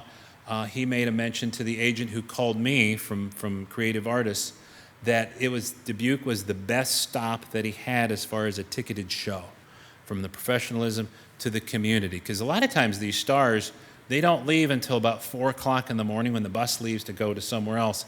They'll take off. They'll go to the bars downtown. They'll go to the other establishments, and you might be standing next to Co-Wetzel and you won't even know it unless you went to the show. And so they really enjoy it here. Like I said, there's an app that the roadies use of the cool bars in each city that they go to. Somebody put this together. Paul's Tap is in this app. So as soon as they get here, they walk in the door and they open up the app and they go, "Where's Paul's?" And I said, "It's 2 blocks that way. But you got to get past 14 other bars to get there." So it's suggested you go, make your last stop at 1 o'clock, get your cheeseburger, and come back to the bus. They go, "What?" I said, "Trust me on this." And they thanked me the next day. Again, highlights, 3,000 people for the rodeo attending. The Swan Lake, very successful, but very emotional. Again, that was the time of the Ukrainian crisis, and there was a lot of publicity regarding this show with the Russian ballet coming in and what we were going to do. Should we cancel? Should we have it? This was a celebration of music and a celebration of cultures. There was only 2 Russians in the dance troupe. The rest of them are from all over the world, and we had a very emotional time with Dubuquers and also the surrounding communities, because I think they made 1 stop in Cedar Rapids, and that was it in the state of Iowa. Again, Dustin Lynch with country. Anchor tenants, we continue to host the Dubuque Symphony and Fly By Night Productions. Rising Star, we were hosting them for about 10 years. They have since moved on to the Grand, because Nick is now the executive director there. We wish him the best of luck. That opens up our summer next year. We're talking to some other troops, and we're looking to do more kids programming during the summer, say music camps or acting camps. Where there's a need, we're going to go ahead and fill it during the summer. Upcoming events, of course, we've mentioned we've got ZZ Top coming up. For King and Country, biggest Christian rock band out on the road today. We've been tracing this group for years. We didn't think they were going to get them because they were too big for us. They had a gap in their schedule, and they're coming July 15th. Charlie Barron's, internet sensation. Maybe you've seen him on Facebook. QuadCon, again, Disney Junior Live, hottest selling tour stop on their tour. The Edwards Twins, we just booked that. If you like variety shows, you'll love this. Just try not to click on it too many times, because then your internet feed will just explode with it. They're experts at internet advertising. Trust me on that. Mannheim Steamroller returns after a 4-year hiatus. We've got another dozen shows that are getting ready to announce and going on sale for the fall and the winter. I can't say enough for the support that the council has given us. Many of you and Laura, Councilman Laura Rousseau, I apologize for not being there the other day. I had a family emergency, but you're more than welcome to come and tour the facilities and look at the issues and look at our successes. It's not all about problems. We're making do with what we have, and we're doing very well with it. Our staff loves what they do, and it shows, and hats off to them. They're very excited about now and what the future has to hold. So with that, again, it's only, we have 2 months left to go. I'll probably give another report in August for the final. It won't be quite this long, but I'll be more than happy to answer any questions you may have. Well, thank you, HR. As always, I learn so much when I am listening to you, and this time I'm reminded to beware of drummers, as I'm sure many of us know on stage here. So let's open it up for discussion, please. Yeah, Mr. Sprite. Thank you, Mr. Mayor. HR, thank you for everything that you and your staff have done this last year. I mean, you've had a lot of ups and downs, and of course, COVID has not helped. It's really awesome to see that Dubuque has, we've had more than double the events than our neighbors like Moline, Cedar Rapids, and Des Moines, and not to mention triple in ticket sales. And I'm really glad to see that you're making the best with what you have with an aging facility. You kind of touched on it, and my question comes to future events and such. With everybody else opening up, are you concerned with that possible competition? Yeah, oh, yes, of course. And you have to look at it from not only is everybody opening up, but then you also have this downturn in the recession. The third leg of that stool is also our aging facilities. We are in a good position because of our relationships with the promoters and the agents, both in New York, Los Angeles, or Nashville. That is why we're getting a lot of these shows, just to get the foot in the door, and then once they come in, then they come back. But we're starting to get some pushback. We were scheduled for a Disney on Ice performance next to September of 2023. They did call us 2 weeks ago because of our infrastructure. Our ceiling is too low, that they can no longer perform in our community because of the constraints of our current facility. So I think you're going to see more of that. Even in the CSL study, it did say, we had this strong surge of events, but eventually the building condition is going to catch up to us. So we're not there yet, but you're starting to see those constraints because these shows are choosing, they're just not a shotgun approach of where they're going, and they're becoming bigger and bigger shows, which requires more space. Not more people, just more volume, and that's just something we can't do. We're going to stay aggressive. I'll be in Los Angeles in July, not only for our corporate meetings, but meeting with agents out there. In October, we are going to be in Nashville, one-on-one with about 75 agents. We have an appointment set up, and then we'll go through what they call the band showcase, where we're listening to new bands, coming up through the ranks. Those are the ones that we try to get first before they become really, really big. And so you listen to them, and then you might book them, and then by the time they get to you, hopefully they're a little bit bigger than what they call the baby bands. I'm not worried. You should always worry about the competition. You should always worry about if you're not worried about losing your job, you should worry about losing your job. That's what I tell my staff. But as long as we keep getting after it and finding new talent and new promoters and new partners, and figuring out new ways of selling tickets to the public, we're going to be okay. It's all a matter of ticket sales. If you don't sell tickets, they're not coming. Thank you, HR. Thank you, Mr. Mr. Resnick. Thank you. An observation, then a question here. First of all, I was very excited about the gross food and beverage numbers, because I know that a while ago, maybe a year or so, you really said we need to really focus on that, and we have an opportunity, because a lot of the ticket sales go to the groups, and they drive away with the money. But you had mentioned that if we can work on our food and beverage sales, that's really great for us, and so it's great to see those numbers. It's interesting. I was going to ask you how, and you talked about the satellite locations so it's easier to serve more people, more food. So Fantastic. So thank you for that. And I also agree with your, get a lot of people in there and getting habits formed of coming to Five Flags for great entertainment instead of, what some of the other people do. But you have multiple events and get people down there multiple times. And my question to you and my ask really is for when we come together July 11th, I would be really interested in, as just someone who knows as much as you do, maybe a top 5 list of what we could really use. And one of those things that you talked about, the strong ceilings that we can start, loading it with some of this equipment and then fast move in, fast move out type of things.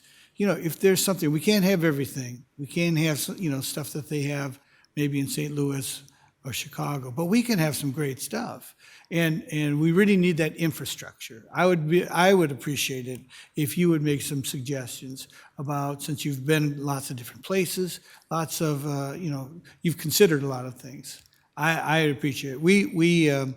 When Mr. Van Milligan makes a recommendation, it means a lot to us because he knows what he's talking about.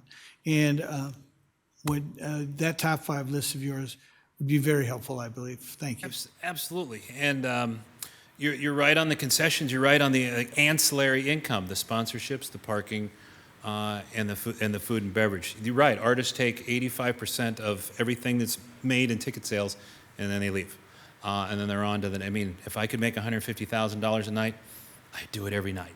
But you're correct. And problem, and I'm just going to go ahead and speak on behalf of me.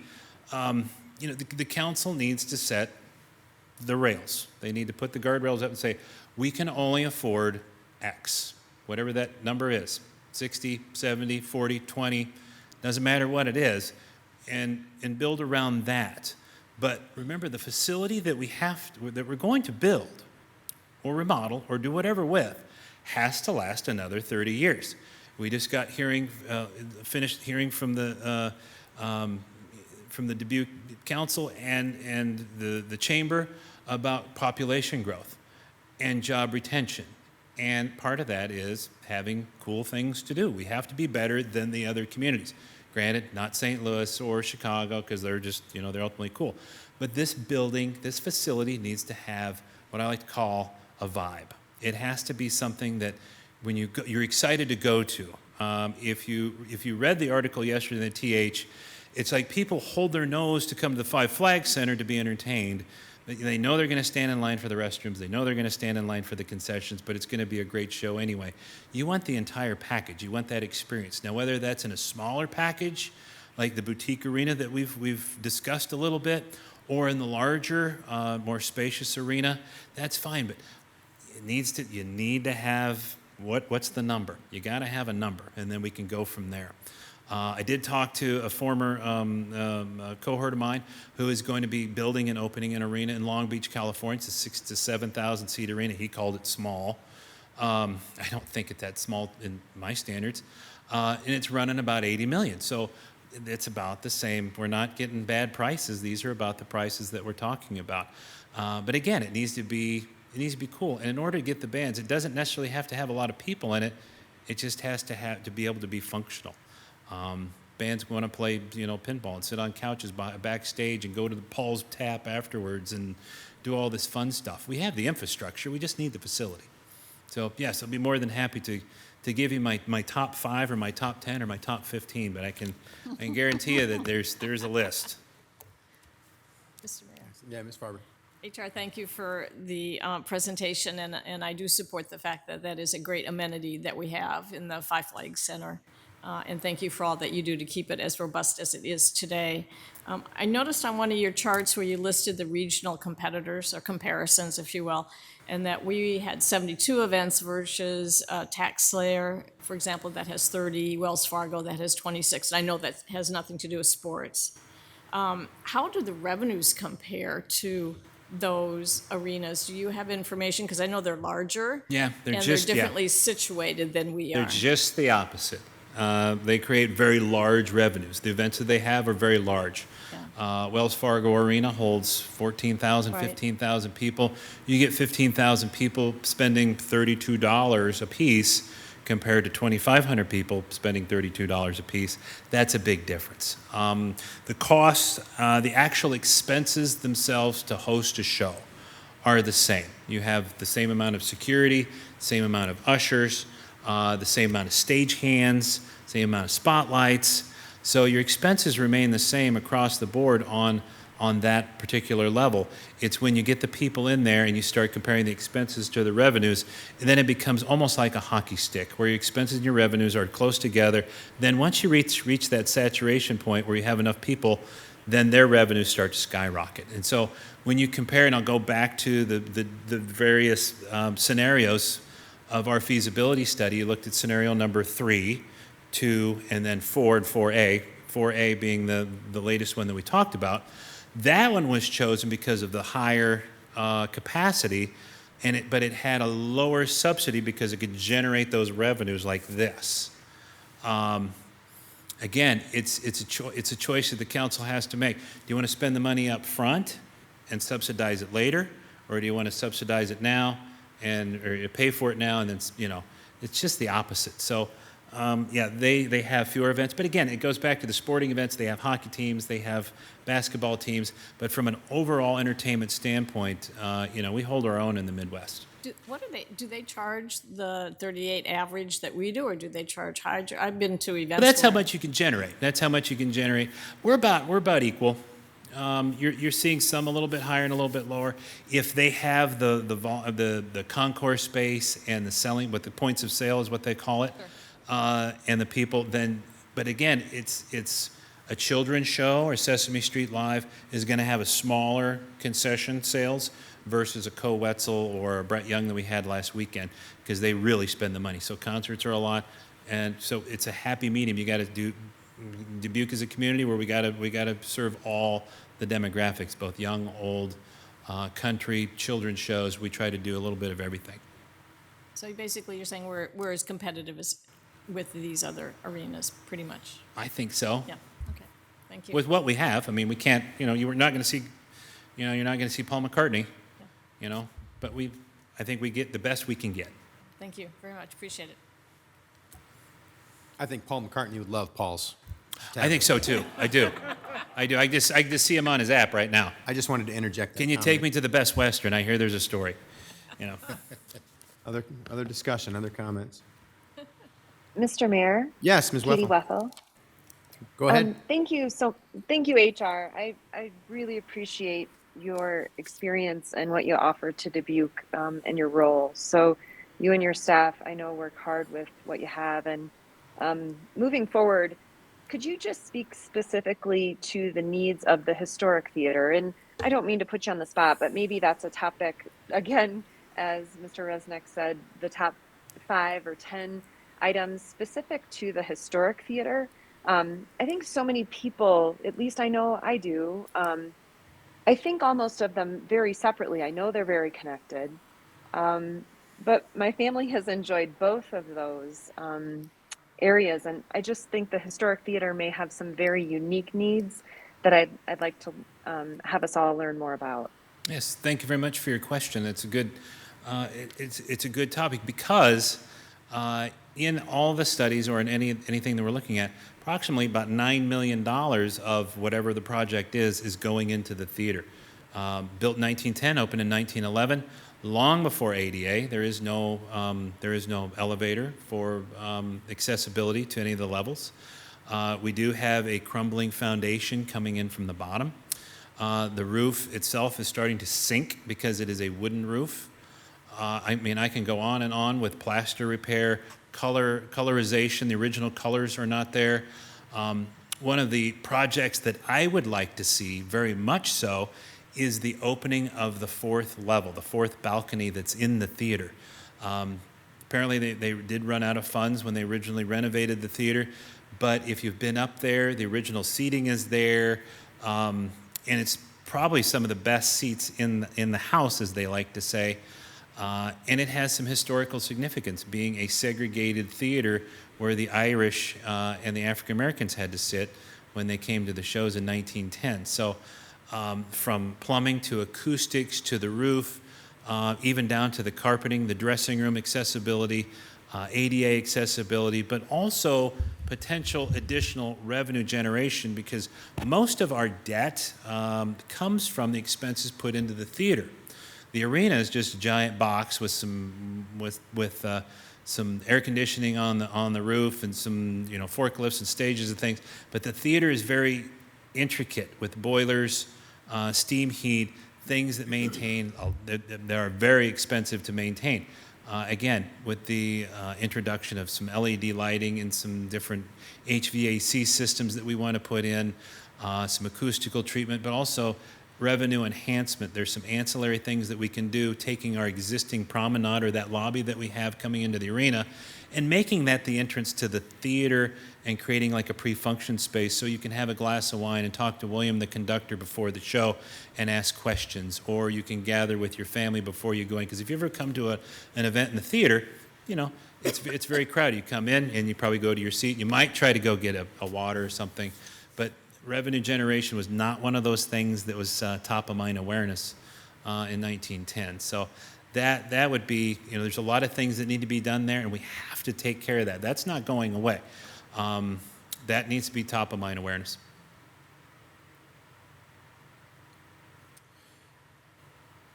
Well, HR, thank you very much for this. We say this a lot to you, but the work that you and your team do is absolutely incredible. I mean, it really is. And I think you said something really important, I believe, when you were answering one of the questions here about the fact that ACTs are starting to give you a call and say that the age of the facility and the challenges in the facility are catching up to it, and they can't do it anymore. They can't be there. Disney on Ice is the example you gave. That's a pretty popular event, if I'm not mistaken. Very family-oriented event. Yeah, that one hurt because I've done Disney on Ice for 40 years. Yeah. And when a lot of people will comment that we haven't heard anybody be in favor of the new building. We haven't heard anybody come out and be a cheerleader for the new complex. Well, they don't know what they're supposed to be cheering about. You're going to hear the negative Nellies because unless it's a pump station that you just voted on, no one really. This is an emotional thing that. And if you don't go, you don't want to spend the money for it. And a lot of times people that have lived here a long time don't remember the Scorpion show that created history, or the fact that Bob Dylan has claimed he's never coming back to Dubuque again. Or the fact, with Alice Cooper playing his 50th anniversary show in our building, 50 years to the day he was at senior high school, with Bob Seger and the Silver Bullet Band, which then he wrote a song in a cafe as he was leaving Dubuque. They don't remember that. So you have to have something for the future. Kids want to have stories too. So when you talk to the constituents, and they're not going to give you a positive because they don't know what to be positive about yet because we don't have a project. They just like going. They're not going to stand up and holler like the negative Nellies.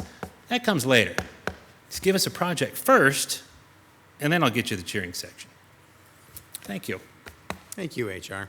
I don't have much more to say after that. I think that was very well put. So thank you very much for this. I appreciate this discussion continuing. Very much looking forward to our work session on July 11th for what I think is a extremely important place here in Dubuque. Mayor. Yes, Mr. Jones. Just a quick comment. I was at that 1970 concert at senior high school. The headliner was Vanilla Fudge. The backup band was the Bob Seger System, and the replacement for the other backup band was Alice Cooper. Look who's playing now. Yeah, that's incredible. What happens when you're the fourth act in Dubuque? Yeah, absolutely. All right, well, we have a motion from Ms. Roussel and a second by Mr. Sprank to hear that wonderful presentation. So, Adrian, would you call the roll, please?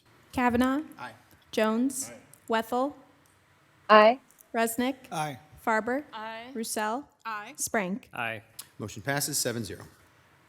Action item number 3 is National Disaster Resiliency Competition, B Branch Healthy Homes Resiliency Project Closeout and Accomplishments. Mr. Mayor, Mr. Resnick. I move to receive and file and witness the presentation. Second by Sprank. Motion by Resnick, second by Sprank. Corey, please. Actually, Alexis will I start keep us off. messing up who's coming up next. Alexis didn't even see you sitting there. Thank you so much for coming. Alexis Seger, Housing and Community Development Director. So B Branch Healthy Homes is part of our National Disaster Resiliency Competition. Our National Disaster Resiliency Competition was just that. It often is called a grant. However, the city started seeking this grant opportunity in 2013.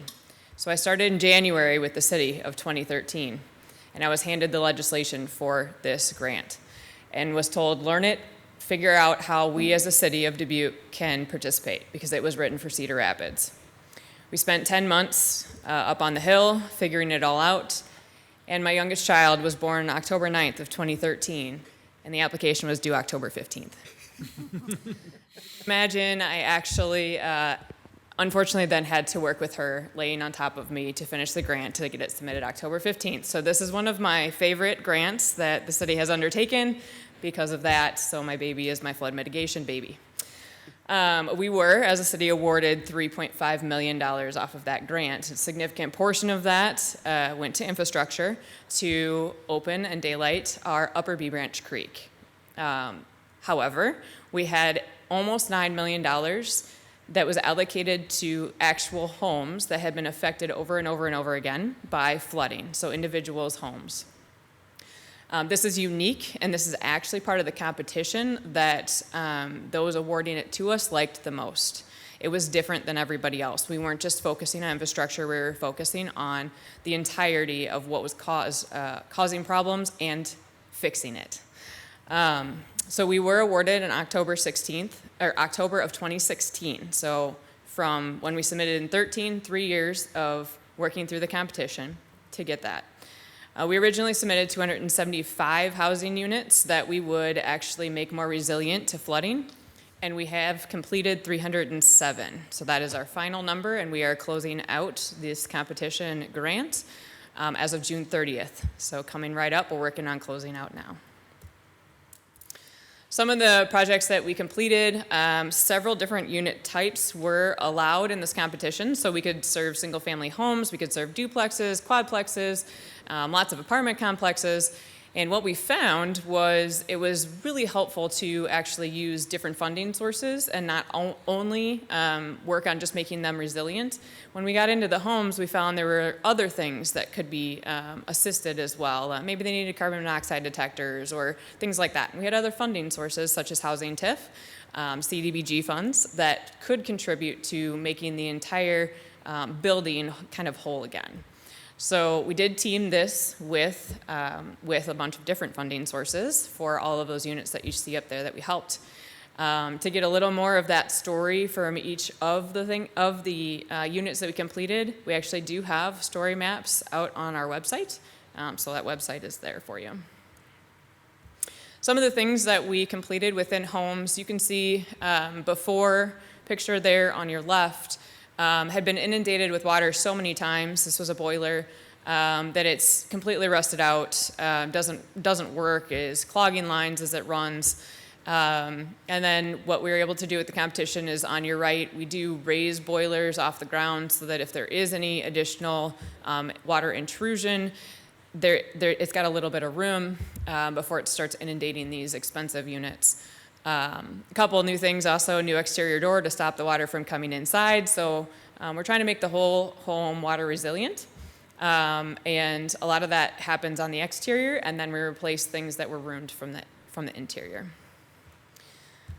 Some other things that we often put in were sump pumps. Pretty common actually in Dubuque because of the river. A lot of people do have a sump pump, but those that did not, we did install sump pumps. And drain board, if you have kind of limestone walls or walls that are meant to weep, if you have a drainage board that can then bring that down into a drain instead of kind of flooding your basement floor. So we did a lot of those as well. You can see just damage that happens from water intrusion from exterior doors for basements as well that aren't connected to the interior. So replacing those stairs to make sure that they are safe and then resealing the doors to make sure that the water is not going to get back in. Several other things that we did, a lot of gutters, windows, and lead work, because we did team funding sources as well. Tuck pointing and waterproofing were obviously very significant amount of money spent. Exterior concrete work, we found a lot of concrete was facing towards your house, and that actually will bring all the water then to your basement. So we did some regrading of those cement and repouring. A lot of interior drains, vents, floors, and walls, and just fixing the mold, et cetera, that had been built up from that flooding. Roofing actually was another one. So water intrusion first comes from the rain, and your roof can't have a broken roof. So that was another one that we tackled with just over $500,000. And then we had just a few electrical and sewer and plumbing things that came up throughout as we initially evaluate the entire home. As you know, the B branch, you see this lot from engineering, from their infrastructure updates. But the streets would often flood, which then would overflow into the homes and flood. And the areas that we could serve that were eligible to participate in the unit help that we provided are there in your yellow areas, which is considered the B Branch Creek watershed. There are some areas a little bit outside of that watershed that were also eligible to participate, which are just a little bit up. You see them in the far left there. What the city of Dubuque decided was a measurement of resilience. We kind of defined it as the ability to overcome adverse events. So we had to look at not just the structure. So you just saw some of the things that we did to help with the structure. But one of the very unique things that we did was human resilience as well, the social side of resilience. So what that looks like is kind of different buckets of home advocacy. So we brought a home advocate into each home and did an assessment with those living in the home. What were their needs? Did they have education needs? Did they have medical needs? Did they have any other type of economic needs? Did they need some help with some employment opportunities? So they took all of those from the assessment and started connecting them and networking them to resources within the community. And they stayed with that for a year. So each unit got a year's worth of a home advocate to help them overcome those barriers and be more resilient for the next time something comes up, whether it be a flooding event or something else, just being resilient to an adverse event. What we ended up finding, we did keep a lot of data on this. We had a lot of health needs.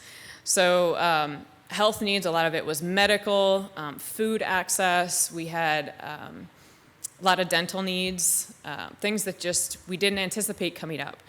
Luckily, we had partnered with the VNA for home advocacy, which gave us a direct connection to the health component and resources for those. We also have Mary Rose Corrigan on the line because she was integral in this part of our application and making all of this happen. So we had 307 families that received some level of this home advocacy.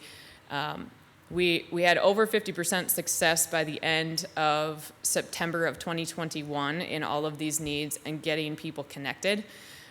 We are still working on our final data on our closeout from September 21 till today. Couldn't have done it without all of the partners. This was an extremely large undertaking. The VNA did our home advocacy, but we also had several partners that had to assist with the structural needs, all of our utilities, the Black Hills, Alliant. They helped us on a regular basis with having to redo lines and gas lines and things like that. We also had Northeast Iowa Community College helping us with the connections for educational needs and several others that are here on your list. One thing that I want to mention, though, is that the partners that you see up here are exterior partners, but it took the entire city and all departments to make this happen. Engineering, working on the infrastructure, often had to team with us to help with the homes as well. They were a component of which homes do we decide do we need for the creek, which ones can we rehabilitate. We had, obviously, health was on board, so several departments had to come together to really make this happen, and we've seen a humongous change. One of the things we don't hear anymore is residents calling us. I have not had a web QA since I started as the housing director in 2018 that said my home was flooded. My actual basement is flooded and I need you to come pump us out. And that is a huge accomplishment. We continue to build that infrastructure and we have made them more resilient so that it doesn't happen again. And it's actually amazing to see. So as we close out our grants, our $9 million, which we did spend all of and actually just kept spending until we could serve as many people as possible, there are still people we need to serve. So we served 307 units. We still had applicants that did not get served. So there is a continued need. We are going to continue to look for additional funding opportunities, whether that be through the state, the federal funds, whatever we can do to find some partnerships to help those that already applied. And we know there are still some that didn't apply that still need the help. And we know there are about 1,300 structures within the Bee Branch watershed that were likely all affected at some point by flooding. Not all needed our assistance, but we know there's more. So there's more work to be done. And that is all I have for you today. Thank you very much, Alexis. Yeah, Mr. Sprank. Thank you. I mean, just from my neighbors alone, the fact that so many of us don't have water in our basements, just from the Bee Branch is a huge accomplishment. I mean, my husband and I weren't able to qualify for a lot of the programs. I mean, I guided a lot of neighbors to be like, hey, you should try these. And just the simple improvements of, like you said, gutters, new roofs, sump pumps went a long way. And 307 units between houses and apartments is a monumental number. So thank you. And hopefully we can find some funding to do some more. But thank you. Thank you, Mr. Sprank. Yeah, Mr. Resnick. What an amazing story. I mean, your whole department, the whole city ought to be proud. I'm sure Corey Burback has something to do with that as well. She's into everything. Yeah. So thank you very much. And it's, so many people were helped. And the most amazing part to me, that all these great things are happening under COVID conditions for these last 2 years, and you guys still making it work. What a dedicated staff you have. People want to know what you do, you probably have to take 8 hours to say, what does my department do? And they do so much. So thank you very much for the presentation and for that great work you're doing. Thank you, Mr. Mayor. You know, one of the things that has struck me it still is kind of a brief time as mayor right now, is everywhere I go, this is the main thing people want to talk about. It's really, it's really striking to me because I know that there are some people in Dubuque that don't fully grasp how important this project really was. It was incredibly important, not just for Mr. Sprank's neighbors, but the whole section of our city. I mean, really a whole half of our city, really, in a lot of ways. And all the ways that this project affected and not just the Bee Branch project itself and creating the new creek and the linear park, but what you have done in your department, it's incredible. The fact that we've been able to help so many people, and you haven't had a call since 2018. Are you serious? I didn't know that. That's incredible. And so it has just struck me because, in Washington, D.C., when you sit down with departments, there are several that want to talk about this project first. When I was at the U.S. Conference of Mayors, people literally would talk to me about this before I even brought it up. It is something that it has us recognized throughout the country in the work that we do, and it's absolutely incredible. So congratulations on everything that you've done and everything that your staff has done. I know you're going to say, well, it's a citywide event, but you know what? It came through your department, so thank you very much for all the work that you did. Thank you. Yeah. All right. Well, we have a motion by Mr. Resnick and a second by Mr. Sprank to hear that presentation. So Adrian, call the roll, please. Kavanaugh. Aye. Jones. Aye. Wethel. Aye. Resnick. Aye. Farber. Aye. Roussel. Aye. Sprank. Aye. Motion passes 7-0. Action item number 4 is 2022 Emerald Ash Borer Community Forestry Grant Award. Mr. Mayor, Mr. Resnick. I move to receive and file and approve. Second. Motion by Resnick, second by Jones. Corey? All right. Got it right this time. Leisure Services Manager Marie Ware is providing information for the Iowa Department of Natural Resources Community Forestry Grant Award. The Iowa DNR received funds for emerald ash borer reforestation through the USDA Forest Service and National Association of State Foresters 2021 State Urban Forest Resilience Grant Program. The Community Forestry Grant Program provides reimbursable grants from $500 to $5,000 to be used for the purchase and planting of trees suitable to Iowa. A dollar-for-dollar cash match is required for the purchase of trees and materials from Iowa businesses. The Dubuque Trees Forever Group has completed the grant application and the city is the applicant. On April 18th, 2022, City Council approved a request to apply for the Iowa Department of Natural Resources Community Forestry Grant. On April 11th, 2022, the city was notified of the award. Thank you very much. Corey? Mr. Mayor? Yes, Ms. Russell. Since my group was working on the application, I'm going to abstain from voting. Okay, thank you for letting us know that. Mr. Mayor? Yeah, Mr. Resnick. I will not abstain from saying what a great job your group is doing, and I'm sure your leadership is very important in that. And my wife and I bike around Dubuque, and there's a lot of stumps. And I'm happy to see that we're going to do something about that. And I know this had to be done with the emerald ash borer, but I'm glad we're on to the next step and make this a more beautiful city with native trees. So that's fantastic. Thank you. Thank you. Yeah, I would echo that. It's really great to see this next phase and everything moving forward. We've had to watch the trees come down, so it's going to be fun to see new ones sprout up.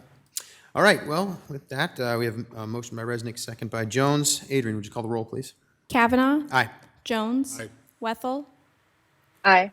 Resnick. Aye. Farber. Aye. Sprank. Aye. Motion passes 6-0. Action item number 5 is delivering Dubuque video series episodes 1 and 2. Mr. Mayor, Ms. Farber. I move that we receive and file and see the video. Second. All right, we have a motion by Ms. Farber, a second by Ms. Roussel. I guess I can do the intro on this one. It's always embarrassing to see yourself on screen, but that's what I'm about to see. So it's, this idea was hatched because of conversations that I had with several other mayors and city council members and people throughout the state, really. The idea here is, if we aren't telling the story of what the city is doing and the services that we provide and what that means for everyone who lives here, then somebody else is going to tell it. So, we have an opportunity, I think, to be able to say what benefit we're providing with all of the decisions that we're making here at this table. So that's kind of what this series is all about, and hopefully it helps to build some trust in government at a time when trust in government is really low. I am not sure that I'm going to be all that helpful with that, but we'll just see. Hopefully it's something that's good. If anybody else is better on camera and doesn't break the camera quite as much, then we can, I'm happy to let them step up too. But got to record another one today in about 90-degree heat. So another thing that I want to say is that the staff that's helping with this is absolutely incredible. We have an incredible media and public information staff. So with that, we can go ahead and roll the videos, please. Thank you. I'm Brad Kavanaugh. This past November, I was honored to be elected as the mayor here in the city of Dubuque, Iowa. I'm here today to introduce a new video series that we're calling Delivering Dubuque. We wanted to find a way to show you all the ways that our city council, our city staff, and community partners are making meaningful investments here in the city for the benefit of you and everyone who's able to enjoy all Dubuque has to offer. In this ongoing series, we'll have a chance to meet with City Dubuque staff, talk with community partners, interview members of our community, and take a closer look at community projects to see how they can benefit you and everyone in Dubuque. It's an exciting time to be in Dubuque, and I'm excited for this chance to explore this city we all call home. So stay tuned to see how we, together, are delivering Dubuque.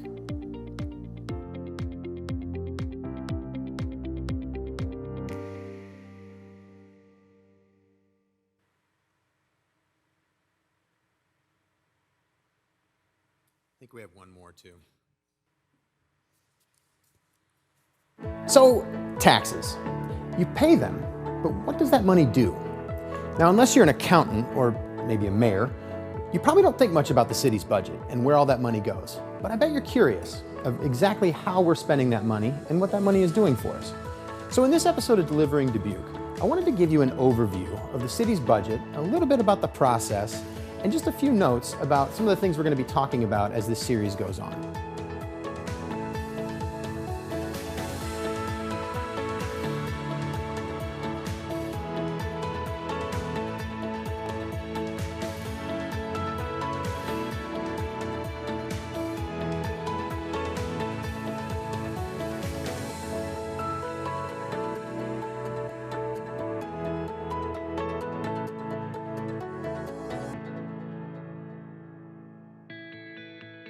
So before I talk about any of the budget in detail, I want to show you a place you can go online where you can learn all the details about the budget yourself.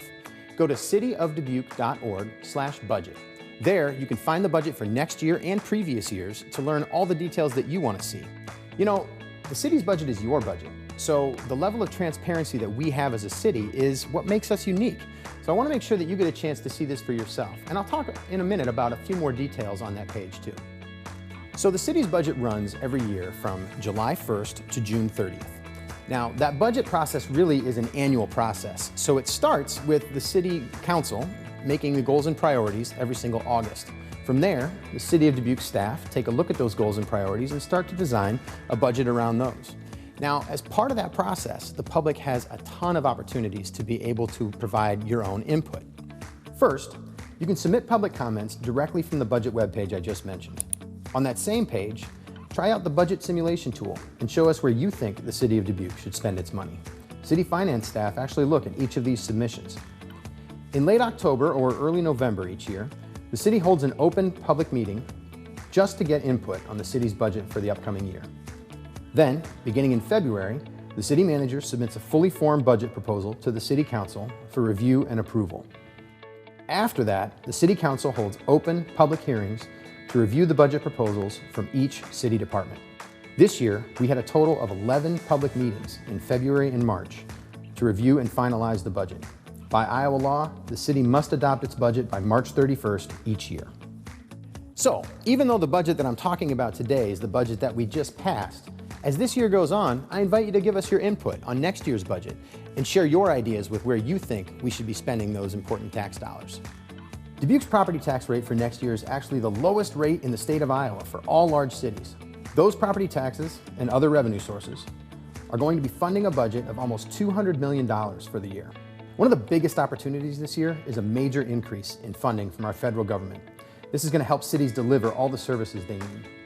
So along with many other investments, this budget will invest in community safety, with the addition of 7 new firefighter positions, new body cams and tasers for our police officers, among other investments. It's going to invest in roads and infrastructure, with an improved and resurfaced Northwest Arterial, planning for new roundabouts along University Avenue, resurfacing 10 miles of roadways instead of the usual 5, and significant upgrades to our water and sewer systems throughout the city.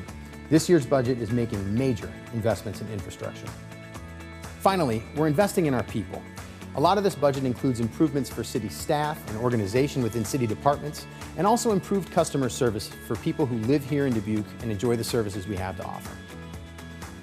So this was a quick overview of the city budget, but it's not the last time you're going to hear about it.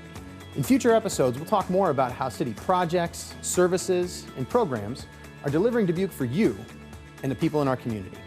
We'll see you next time.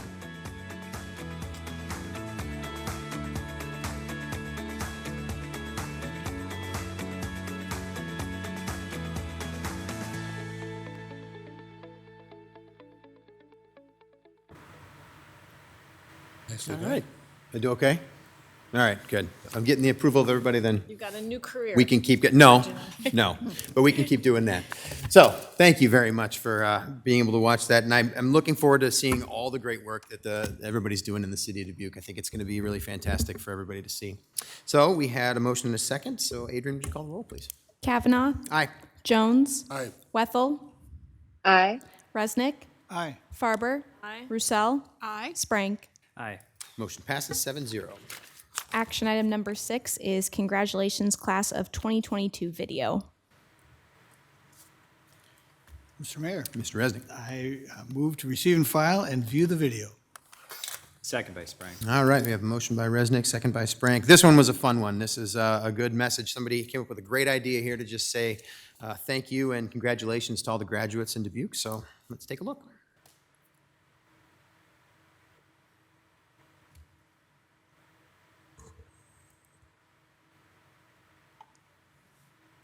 To all of Dubuque's 2022 graduates. Congratulations.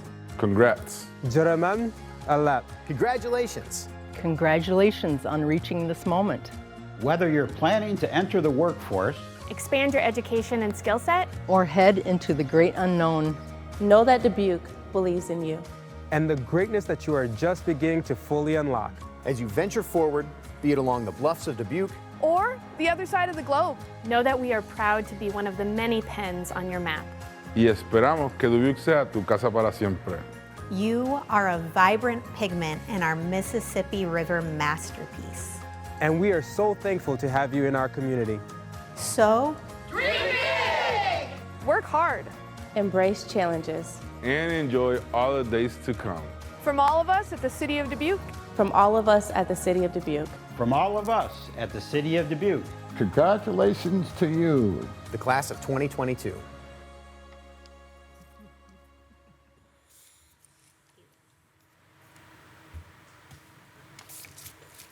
Isn't it fun? Yeah. All right. Motion by Mr. Resnick, second by Sprank. Adrian, would you call the roll, please? Kavanaugh. Aye. Jones. Aye. Wethel. Aye. Resnick. Farber. Aye. Roussel. Aye. Sprank. Motion passes 7-0. Next are council member reports. Any reports tonight? Mr. Mayor, Mr. Sprank. Yeah, I just want to echo with the Juneteenth celebration. That was a really nice day at Comiskey Park. Looking forward to next year's. And then, of course, just reminding folks and neighbors that the Pride Picnic, the Family Pride Picnic that's being also hosted through the MFC, is this Saturday at noon to 3 at the Port of Dubuque. So come on down. Nice. Thank you, Mr. Sprank. Mr. Mayor, Mr. Jones. just want to do a quick shout out to Sheriff Joe Kennedy and the county supervisors. They're looking to hire a full-time social worker to work in the jail. And the implications of that are phenomenal. We've been talking about the criminal justice system and some of the flaws there. And one of the flaws is that transition from incarceration to back to work, to back to life, to back to everything. But there's nobody there to guide their hand in doing that. This is going to be a really great position for a great social worker. I know, Mr. Mayor, you know some. Please steer them that way. But yet another innovative thing that's not happening in many places where social services can be offered inside the jail.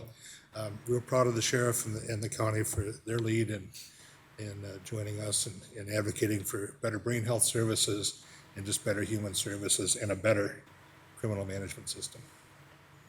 Thank you for that, Mr. Jones. Mr. Mayor? Mr. Resnick. I will have to tell you that I got a report that there was a most incredible memorial service that Dubuque has ever seen when they memorialized Ruth Jones a couple weeks ago today. Just to be reminded, just to be shown the effects, not only of her great musicianship, but what a warm, wonderful person she was just fantastic. And it's a reminder that we do rest on we work on the shoulders of giants, and she was short in stature, but an amazing person. And we continue in the music world here in Dubuque to try and aspire to the great effect she had, not just in music, but in the city in general. Thank you. Thank you, Mr. Resnick. Thank you. All right. I do see that we have a closed session. Mr. Mayor. Mr. Jones. I move the council go into closed session in accordance with chapter 21.5 of the Code of Iowa to discuss potential real estate transactions. Second? And we have a motion by Jones, second by Resnick. For the record, the attorney the city council will consult with on issues to be discussed in the closed session is City Attorney Karenna Brumwell. Adrian, would you call the roll, please? Kavanaugh. Aye. Jones. Wethel. Aye. Resnick. Aye. Farber. Aye. Roussel. Aye. Sprank. Aye.